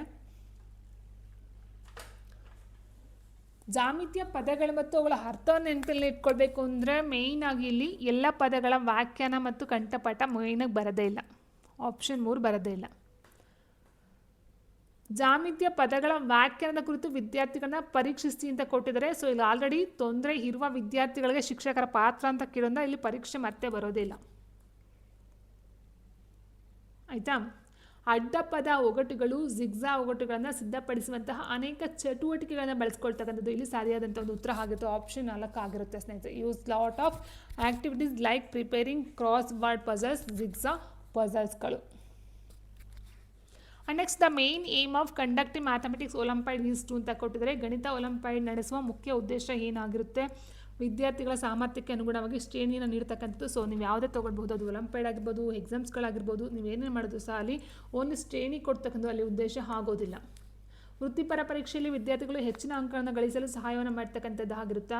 ವಿದ್ಯಾರ್ಥಿಗಳ ಕಾರ್ಯಕ್ಷಮತೆಯ ಆಧಾರದ ಮೇಲೆ ಶಾಲೆಗಳನ್ನ ಶ್ರೇಣಿ ನೀಡ್ತಕ್ಕಂಥದ್ದು. ಸೃಜನಶೀಲತೆ ಮತ್ತು ಪ್ರಯೋಗಗಳನ್ನು ಪೋಷಿಸುವ ಮೂಲಕ ವಿಷಯದ ಬಗ್ಗೆ ಶ್ರೇಷ್ಠತೆಯನ್ನು ಉತ್ತೇಜಿಸ್ತಕ್ಕಂಥದ್ದು. ನೋಡಿ, ಒಲಿಂಪಿಯಾಡ್ ಎಕ್ಸಾಮ್ಸ್ಗಳು ಮಾಡ್ತಾ ಹೋಗ್ತಾರೆ ಸ್ನೇಹಿತರೆ. ಇಲ್ಲಿ ಒಂದು ಶಾಲೆಗಳ ಶ್ರೇಣಿ ಕೊಡೋದು ಅಲ್ಲ, ವಿದ್ಯಾರ್ಥಿ ಶ್ರೇಣಿ ಕೊಡ್ತಕ್ಕಂಥದ್ದು ಅಲ್ಲ, ಹೆಚ್ಚಿನ ಅಂಕಗಳನ್ನು ಗಳಿಸ್ತಕ್ಕಂಥದ್ದು ಅಲ್ಲ. ಮೇನ್ ಇಂಟೆನ್ಷನ್ ಏನಂತ ಹೇಳಿದ್ರೆ ಸೃಜನಶೀಲತೆ ಮತ್ತು ಪ್ರಯೋಗಗಳನ್ನು ಪೋಷಿಸುವ ಮೂಲಕ ವಿಷಯದ ಬಗ್ಗೆ ಶ್ರೇಷ್ಠತೆಯನ್ನು ಉತ್ತೇಜಿಸ್ತಕ್ಕಂಥದ್ದು ಆಗಿರುತ್ತೆ. ಆ್ಯಂಡ್ ನೆಕ್ಸ್ಟ್, ಸ್ಟೇಟ್ಮೆಂಟ್ ಎ ಕೊಟ್ಟವರೆ, in mathematics learning drill refer to a rehearsal of already acquired skills. Statement 2, review provides reconstructions ideas by establishing relation among element of the content. So ಯಾವುದು ಸರಿ ಇದೆ, ಯಾವುದು ತಪ್ಪಿದೆ ಅಂತ ಕೇಳಿದರೆ ಹೇಳಿಕೆ 1, ಗಣಿತಶಾಸ್ತ್ರದಲ್ಲಿ ಕಲಿಕೆಯ ವ್ಯಾಯಾಮವನ್ನು ಅಥವಾ ಗಣಿತದ ಶಾಸ್ತ್ರದಲ್ಲಿ ಕಲಿಕೆಯ ರಿಹರ್ಸಲ್, ವ್ಯಾಯಾಮಕ್ಕಿಂತ ರಿಹರ್ಸಲ್ ಅಂತ ತಗೊಳ್ತೀವಿ ಸ್ನೇಹಿತರೆ. ಪ್ರಾಕ್ಟೀಸ್ ಅಂತ ಏನು ಹೇಳ್ತೀವೋ ಈಗಾಗಲೇ ಪಡೆದ ಕೌಶಲ್ಯಗಳ ಪೂರ್ವಾಭ್ಯಾಸ ಎಂದು ಉಲ್ಲೇಖಿಸಲಾಗುತ್ತದೆ. ಹೇಳಿಕೆ ಬಿ, ವಿಮರ್ಶೆಯು ವಿಷಯದ ಅಂಶಗಳ ನಡುವೆ ಸಂಬಂಧವನ್ನು ಸ್ಥಾಪಿಸುವ ಮೂಲಕ ಪುನರ್ನಿರ್ಮಾಣ ಕಲ್ಪನೆಗಳನ್ನು ಒದಗಿಸುತ್ತದೆ. ಸೊ ಇಲ್ಲಿ 2 ಸಹ ಸರಿ ಆಗುತ್ತೆ ಸ್ನೇಹಿತರೆ. ಆಪ್ಷನ್ 1 2 ಹೇಳಿಕೆಗಳು ಸಹ ಸರಿ ಹೋಗುತ್ತೆ. ಯಾಕಂದರೆ ಗಣಿತಶಾಸ್ತ್ರದ ಕಲಿಕೆ ಅಂತಕ್ಕಂಥದ್ದು ರಿಹರ್ಸಲ್ ಮಾಡೋದ್ರಿಂದ ಏನಾಗುತ್ತೆ, ಪಡೆದಿರ್ತಕ್ಕಂಥ ಕೌಶಲ್ಯಗಳ ಪುನರ್ ಅಭ್ಯಾಸ ಆಗ್ತಕ್ಕಂಥದ್ದು. ರಿಹರ್ಸಲ್ ಮೀನ್ಸ್ ಅಭ್ಯಾಸ ಮಾಡ್ತಕ್ಕಂಥದ್ದೇ ಆಗಿರುತ್ತೆ. ಇನ್ನು ವಿಮರ್ಶೆಯು ವಿಷಯದ ಅಂಶಗಳ ನಡುವೆ ಸಂಬಂಧವನ್ನು ಸ್ಥಾಪಿಸ್ತಕ್ಕಂಥ ಮೂಲಕ ಪುನರ್ನಿರ್ಮಾಣ ಕಲ್ಪನೆಗಳನ್ನು ಒದಗಿಸ್ತಕ್ಕಂಥದ್ದು. ನೆಕ್ಸ್ಟ್, ವೈಲ್ ಟೀಚಿಂಗ್ ರೇಷು ಕೊಟ್ಟಿದ್ದಾರೆ. Ratio, a teacher demonstrated some computer operations on screen, copy and paste, copy and enlarge, copy and reduce. The purpose of this activity. Ratio means ಚಿಕ್ಕದು ದೊಡ್ಡದು ಅಂತ ನೋಡ್ತಾ ಹೋಗ್ತೀವಿ ಸ್ನೇಹಿತರೆ. ಹೌದಾ? ಸೊ ರೇಷು ಅಂತ ತೊಗೊಂಡಾಗ ಯಾವ್ದು ಚಿಕ್ಕದು, ಯಾವ್ದು ದೊಡ್ಡದು, ಯಾವುದು ಎಷ್ಟು ಇದೆ ಅಂತಕ್ಕಂಥದ್ದು ನೋಡ್ತಾ ಹೋಗ್ತೀವಿ, ಎಷ್ಟು ಪಟ್ಟು. ಸೊ ಈ ರೀತಿ ಅನುಪಾತವನ್ನು ಬೋಧಿಸುತ್ತಿರುವಾಗ ಶಿಕ್ಷಕರು ಪರದೆಯ ಮೇಲೆ ಕೆಲವು ಕಂಪ್ಯೂಟರ್ ಕಾರ್ಯಾಚರಣೆಯನ್ನು ಪ್ರದರ್ಶಿಸಿದರು. ಈ ಚಟುವಟಿಕೆಯ ಉದ್ದೇಶ ನಕಲಿಸಿ ಮತ್ತು ಅಂಟಿಸಿ, ನಕಲಿಸಿ ಮತ್ತು ದೊಡ್ಡದಾಗಿಸಿ, ನಕಲಿಸಿ ಮತ್ತು ಕಡಿಮೆ ಮಾಡಿ ಅಂತಕ್ಕಂಥದ್ದಾದರೆ ಇಲ್ಲಿ ಮಕ್ಕಳು ಏನನ್ನು ಮಾಡ್ತಕ್ಕಂಥದ್ದಾಗುತ್ತೆ? ರಚನಾತ್ಮಕ ಮೌಲ್ಯಮಾಪನ ಚಟುವಟಿಕೆನ, ಅಥವಾ ಸಮಯ ಕಳೆಯಲು ಮೋಜಿನ ಚಟುವಟಿಕೆನ, ಪರಿಚಯಕ್ಕಾಗಿ ಪೂರ್ವ ಬೋಧನಾ ಚಟುವಟಿಕೆನ, ಅಥವಾ ವಿಷಯವನ್ನು ಅನ್ವಯಿಸಲು ಬೋಧನಾ ನಂತರದ ಚಟುವಟಿಕೆನ ಅಂತ ಕೇಳಿದರೆ ಫಸ್ಟ್ ಅರ್ಥ ಮಾಡ್ಕೊಳ್ತಾ ಹೋಗಿ. ಅನುಪಾತವನ್ನು ಬೋಧಿಸುತ್ತಿರುವಾಗ ಏನಾಗಿದೆ ಅಂತ ಹೇಳಿದ್ರೆ ಕ್ಲಾಸ್ ನಡೀತಾ ಇದೆ ಸ್ನೇಹಿತರೆ, ಆಯಿತಾ? ಮುಗಿಸೋಗಿಲ್ಲ, ಕ್ಲಾಸ್ ನಡೀತಾ ಇದೆ. ಇಲ್ಲಿ ರಚನಾತ್ಮಕ ಮೌಲ್ಯಮಾಪನ ಬರಲ್ಲ, ಯಾಕಂದರೆ ಕ್ಲಾಸ್ ಅವಾಗ ಶುರುವಾಗಿರ್ತಕ್ಕಂಥದ್ದು ಬೋಧನೆ ನಡೀತಾ ಇದೆ. ಸಮಯ ಕಳೆಯಲು ಮೋಜಿನ ಚಟುವಟಿಕೆ ತಪ್ಪಾಗುತ್ತೆ. ಸಮಯ ವ್ಯರ್ಥಕ್ಕೋಸ್ಕರ ಯಾವ ಟೀಚರ್ಸ್ಗೂ ಆ ಕೆಲಸವನ್ನು ಮಾಡೋದಿಲ್ಲ. ಇನ್ನು ವಿಷಯನ ಅನ್ವಯಿಸಲು ಬೋಧನಾ ನಂತರ ಚಟುವಟಿಕೆ ಅಂತ ಕೊಟ್ಟವ್ರೆ, ಇದು ತಪ್ಪಾಗುತ್ತೆ. ಯಾಕಂದರೆ ಬೋಧನಾ ನಂತರ ಅಲ್ಲ, ಸೊ ಬೋಧಿಸುತ್ತಿರುವಾಗ ಅಂತಕ್ಕಂಥದ್ದು ಆಗಿರುತ್ತೆ. ಸೊ ಹೀಗಿರ್ಬೇಕಾದ್ರೆ ಆನ್ಸರ್ ಆಪ್ಷನ್ 3 ಪರಿಚಯಕ್ಕಾಗಿ ಪೂರ್ವ ಬೋಧನಾ ಚಟುವಟಿಕೆ ಅಂತಕ್ಕಂಥದ್ದು ಆಗಿರುತ್ತೆ. ಅಂದರೆ ಆ ಒಂದು ಚಾಪ್ಟರ್ನ ಒಂದು ಪರಿಚಯ ಮಾಡೋದಕ್ಕೋಸ್ಕರ ಮಾಡ್ತಕ್ಕಂಥ ಒಂದು ಕೆಲವೊಂದಿಷ್ಟು ಚಟುವಟಿಕೆಗಳು ಅದಾಗಿರುತ್ತೆ. And last question, conception understanding of a content among pupils mainly depends on ಅಂತ ಕೊಟ್ಟಿದ್ದಾರೆ. ವಿದ್ಯಾರ್ಥಿಗಳಲ್ಲಿ ವಿಷಯದ ಪರಿಕಲ್ಪನಾತ್ಮಕ ತಿಳುವಳಿಕೆಯು ಮುಖ್ಯವಾಗಿ ಅವಲಂಬಿಸುತ್ತದೆ. ಯಾವುದರ ಮೇಲೆ ಅವಲಂಬಿಸಿರುತ್ತದೆ? ವಿದ್ಯಾರ್ಥಿಗಳಲ್ಲಿ ವಿಷಯದ ಪರಿಕಲ್ಪನಾತ್ಮಕ ತಿಳುವಳಿಕೆಯು ಮುಖ್ಯವಾಗಿ ಯಾವುದರ ಮೇಲೆ ಅವಲಂಬಿಸುತ್ತದೆ? ಪರೀಕ್ಷೆ ಮತ್ತು ಪರೀಕ್ಷೆಯನ್ನು ಹಾಗಾಗಿ ನಡೆಸ್ತಕ್ಕಂಥದ್ದು, ವಿಚಾರಣಾ ವಿಧಾನದ ಮೂಲಕ ವಿಷಯವನ್ನು ಸುಗಮಗೊಳಿಸ್ತಕ್ಕಂಥದ್ದು, ವಿದ್ಯಾರ್ಥಿಗಳ ನಡುವಿನ ಸ್ಪರ್ಧೆಗಳು, ಪಠ್ಯಪುಸ್ತಕ ಆಧಾರಿತ ಶಿಕ್ಷಣಶಾಸ್ತ್ರವನ್ನು ಅಳವಡಿಸಿಕೊಳ್ಳುವುದು. ನೋಡಿ, ವಿಷಯದ ಒಂದು ಪರಿಕಲ್ಪನೆಯ ತಿಳುವಳಿಕೆ ಮಕ್ಕಳಲ್ಲಿ ಆಗಬೇಕಂತ ಅಂದರೆ ಪರೀಕ್ಷೆ ಮತ್ತು ಪರೀಕ್ಷೆಯನ್ನು ಹಾಗಾಗಿ ನಡೆಸ್ತಕ್ಕಂಥದ್ದು ಓಕೆ ಸ್ನೇಹಿತರೆ, ಬಟ್ ಅದಕ್ಕಿಂತ ಬೆಟರ್ ಆನ್ಸರ್ಸ್ ಇರೋದ್ರಿಂದ ನಾವು ಅದನ್ನು ತೊಗೊಳೋದಕ್ಕೆ ಆಗಲ್ಲ. ಪಠ್ಯಪುಸ್ತಕ ಆಧಾರಿತ ಶಿಕ್ಷಣ ಶಾಸ್ತ್ರವನ್ನು ಅಳವಡಿಸ್ಕೊಳ್ತಕ್ಕಂಥ ಸಹ ಆಗೋದಿಲ್ಲ. ವಿದ್ಯಾರ್ಥಿಗಳ ನಡುವೆ ಸ್ಪರ್ಧೆಗಳು ನಡೆಯುತ್ತೆ ಸ್ನೇಹಿತರೆ, ಆದರೆ ಅದಕ್ಕಿಂತ ಬೆಟರ್ ಅಂತ ಹೇಳಿದಾಗ ಇಲ್ಲಿ ವಿಷಯದ ಪರಿಕಲ್ಪನೆ ಆಗಬೇಕಂತಂದರೆ ವಿಚಾರಣಾ ವಿಧಾನದ ಮೂಲಕ ವಿಷಯವನ್ನು ಸುಗಮಗೊಳಿಸ್ತಕ್ಕಂಥದ್ದು ಆಗಿರುತ್ತೆ. ಯಾಕೆ ಅಂತ ಹೇಳಿದಾಗ ಇಲ್ಲಿ ನೋಡಿ, why this is the best approach ಅಂತ ಹೇಳಿದ್ರೆ ಆ್ಯಕ್ಟಿವ್ ಲರ್ನಿಂಗ್, ಅಂದರೆ ಈ ಒಂದು ವಿಚಾರಣೆ ಮಾಡೋದ್ರ ಮೂಲಕ ನೋಡ್ತಾ ಹೋದಾಗ ವಿಚಾರಣಾ ವಿಧಾನ ಅಂತ ಹೇಳಿದಾಗ enquiry encourage students to has questions and solve problems, ಅಂದರೆ ಮಕ್ಕಳನ್ನು ಕ್ವಶನ್ಸ್ ಕೇಳೋದಕ್ಕೆ ಎನ್ಕರೇಜ್ ಮಾಡ್ತಕ್ಕಂಥ ಒಂದು ಸ್ಟೇಜ್ ಸಿಗ್ತಾ ಹಾಗಾಗುತ್ತೆ. ಪ್ರಾಬ್ಲಮ್ ಸಾಲ್ವ್ ಮಾಡ್ತಕ್ಕಂಥ ಒಂದು ಸ್ಟೇಜ್ ಸಿಗ್ತಾ ಹಾಗಾಗುತ್ತೆ. ಆ್ಯಂಡ್ ಡೀಪ್ ಅಂಡರ್ಸ್ಟ್ಯಾಂಡಿಂಗ್ ಆಗುತ್ತೆ, ಅಂದರೆ it moves behind memorisation to build true conceptual clarity. ಅಂದರೆ ಏನು ಮಕ್ಕಳುಗಳು ಸಾಲ್ವ್ ಮಾಡ್ತಾ ಹೋಗ್ತಾರೋ ಅಥವಾ ಕೇಳ್ತಾ ಹೋಗ್ತಾರೋ ತಿಳ್ಕೊಳ್ತಾ ಹೋಗ್ತಾರೋ ಮಕ್ಕಳಿಂದ ಬಾಯಿಗೆ ಹೋಗ್ತಾ ಹೋಗುತ್ತೋ, ಸೊ ಅವಾಗ ಏನಾಗುತ್ತೆ ಇಲ್ಲಿ ಮೆಮೊರಿ ಜಾಸ್ತಿ ಆಗ್ತಕ್ಕಂಥದ್ದು ಆಗಿರುತ್ತೆ. ಕ್ರಿಟಿಕಲ್ ಥಿಂಕಿಂಗ್ ಅಂತ ಹೇಳಿದರೆ students analyse information instead of just receiving its positively. So ಇನ್ಫಾರ್ಮೇಷನ್ನ ಅವರು ಪಾಸಿಟಿವ್ ಆಗಿ ತೊಗೊಳ್ತಕ್ಕಂಥದ್ದು, ಅನಾಲಿಸಿಸ್ ಮಾಡ್ತಕ್ಕಂಥದ್ದು ಆಗಿರ್ಬೋದು. ಸೊ ಆಲ್ಮೋಸ್ಟ್ ಅಲ್ಲಿ ವಿಚಾರಣಾ ವಿಧಾನ ಅಂತ ಹೇಳಿದಾಗ ಮಕ್ಕಳಲ್ಲಿ ಒಂದು ಪರಿಕಲ್ಪನಾತ್ಮಕ ವಿಧಾನ ಬೆಳೀತಾ ಹೋಗುತ್ತೆ ಅಂತಕ್ಕಂಥದ್ದು. ಇನ್ನು ಉಳಿದಂತೆ ಆಪ್ಷನ್ 1, 3, 4 ಏನು ಕೊಟ್ಟಿದ್ದಾರೋ ಸೊ ಅದನ್ನು ನೋಡ್ತಾ ಹೋದಾಗ ಫ್ರೀಕ್ವೆಂಟ್ಲಿಯಾಗಿ ನೋಡಿ, ಪರೀಕ್ಷೆ ಮತ್ತು ಪರೀಕ್ಷೆನ ಹಾಗಾಗಿ ನಡೆಸ್ತಕ್ಕಂಥದ್ದು ಅಂತ ಏನು ಕೊಟ್ಟರೋ, frequently exams measure memory not necessary deep understanding ಅಂತ ಕೊಟ್ಟಿದ್ದಾರೆ. ಸೊ ಮೆಮೊರಿನ ನಾವು ಏನು ಓದಿರ್ತೀವೋ ಅರ್ಥ ಮಾಡ್ಕೊಂಡು ಅದನ್ನು ಬರೆಯೋದು ಅಷ್ಟೇ, ಬಿಟ್ಬಿಡೋದು, ಸೊ ಅಷ್ಟಾಗುತ್ತೆ. ಇನ್ನು ಆಪ್ಷನ್ 3 ಏನು ಕೊಟ್ಟಿದ್ದಾರೆ, ವಿದ್ಯಾರ್ಥಿ ನಡುವಿನ ಸ್ಪರ್ಧೆಗಳಂತ ಕೊಟ್ಟಿದ್ದಾರೆ. And rivalry often increases anxiety rather than actual comprehension, ಅಂದರೆ ಆಂಗ್ಸೈಟಿ ಉಂಟಾಗ್ತಕ್ಕಂಥದ್ದಲ್ಲಿ ಮಕ್ಕಳ ನಡುವೆ ಸ್ಪರ್ಧೆ ಅಂತ ಹೇಳಿದಾಗ ಕೆಲವೊಂದಷ್ಟು ಇದು ಆಗುತ್ತೆ ಅಂತಕ್ಕಂಥದ್ದು ಆಗಿರುತ್ತೆ. ಇನ್ನು ಆಪ್ಷನ್ 4 ನೋಡ್ತಾ ಹೋದಾಗ ಪಠ್ಯಪುಸ್ತಕ ಆಧಾರಿತ ಕೊಟ್ಟಿದ್ದಾರೆ. So strict text book learning limits critical thinking and real world applications ಅಂತ ಕೊಟ್ಟಿದ್ದಾರೆ ಸ್ನೇಹಿತರೆ. ಸೊ ಇಲ್ಲಿ ಆನ್ಸರ್ ನೋಡ್ತಾ ಹೋದರೆ ಆಪ್ಷನ್ 2 ವಿಚಾರಣಾ ವಿಧಾನದ ಮೂಲಕ ವಿಷಯವನ್ನು ಸುಗಮವನ್ನಗೊಳಿಸ್ತಕ್ಕಂಥದ್ದು ಆಗಿರುತ್ತೆ. ಸೊ ನಮಗೆ ಏನು ಕ್ವಶನ್ ಏನಿದೆಯೋ ಕರೆಕ್ಟಾಗಿ ಈ ಒಂದು ಕ್ವಶನ್ಗೆ ಸರಿಯಾಗಿರುತ್ತೆ ಆನ್ಸರ್ ಬೇಕು ಸ್ನೇಹಿತರೆ. ಸೊ ವಿದ್ಯಾರ್ಥಿನ ದೃಷ್ಟಿ ಇಟ್ಕೊಂಡು ಮಾಡ್ತಕ್ಕಂಥದ್ದೆಲ್ಲ ವಿಷಯದ ಪರಿಕಲ್ಪನಾ ತಿಳುವಳಿಕೆನ ಪಾಯಿಂಟನ್ನು ಮನಸ್ಸಲ್ಲಿ ಇಟ್ಕೊಂಡು ಆನ್ಸರ್ನ ಮಾಡಬೇಕಾಗುತ್ತೆ.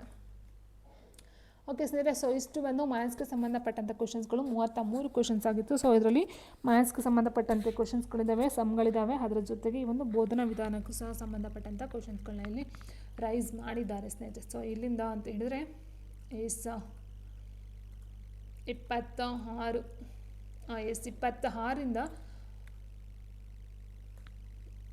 5, 3, 8 ಕ್ವಶನ್ ಇದೆ. ಈ ಒಂದು ಬೋಧನಾ ವಿಧಾನದ ಮೇಲೆ 8 ಕ್ವಶನ್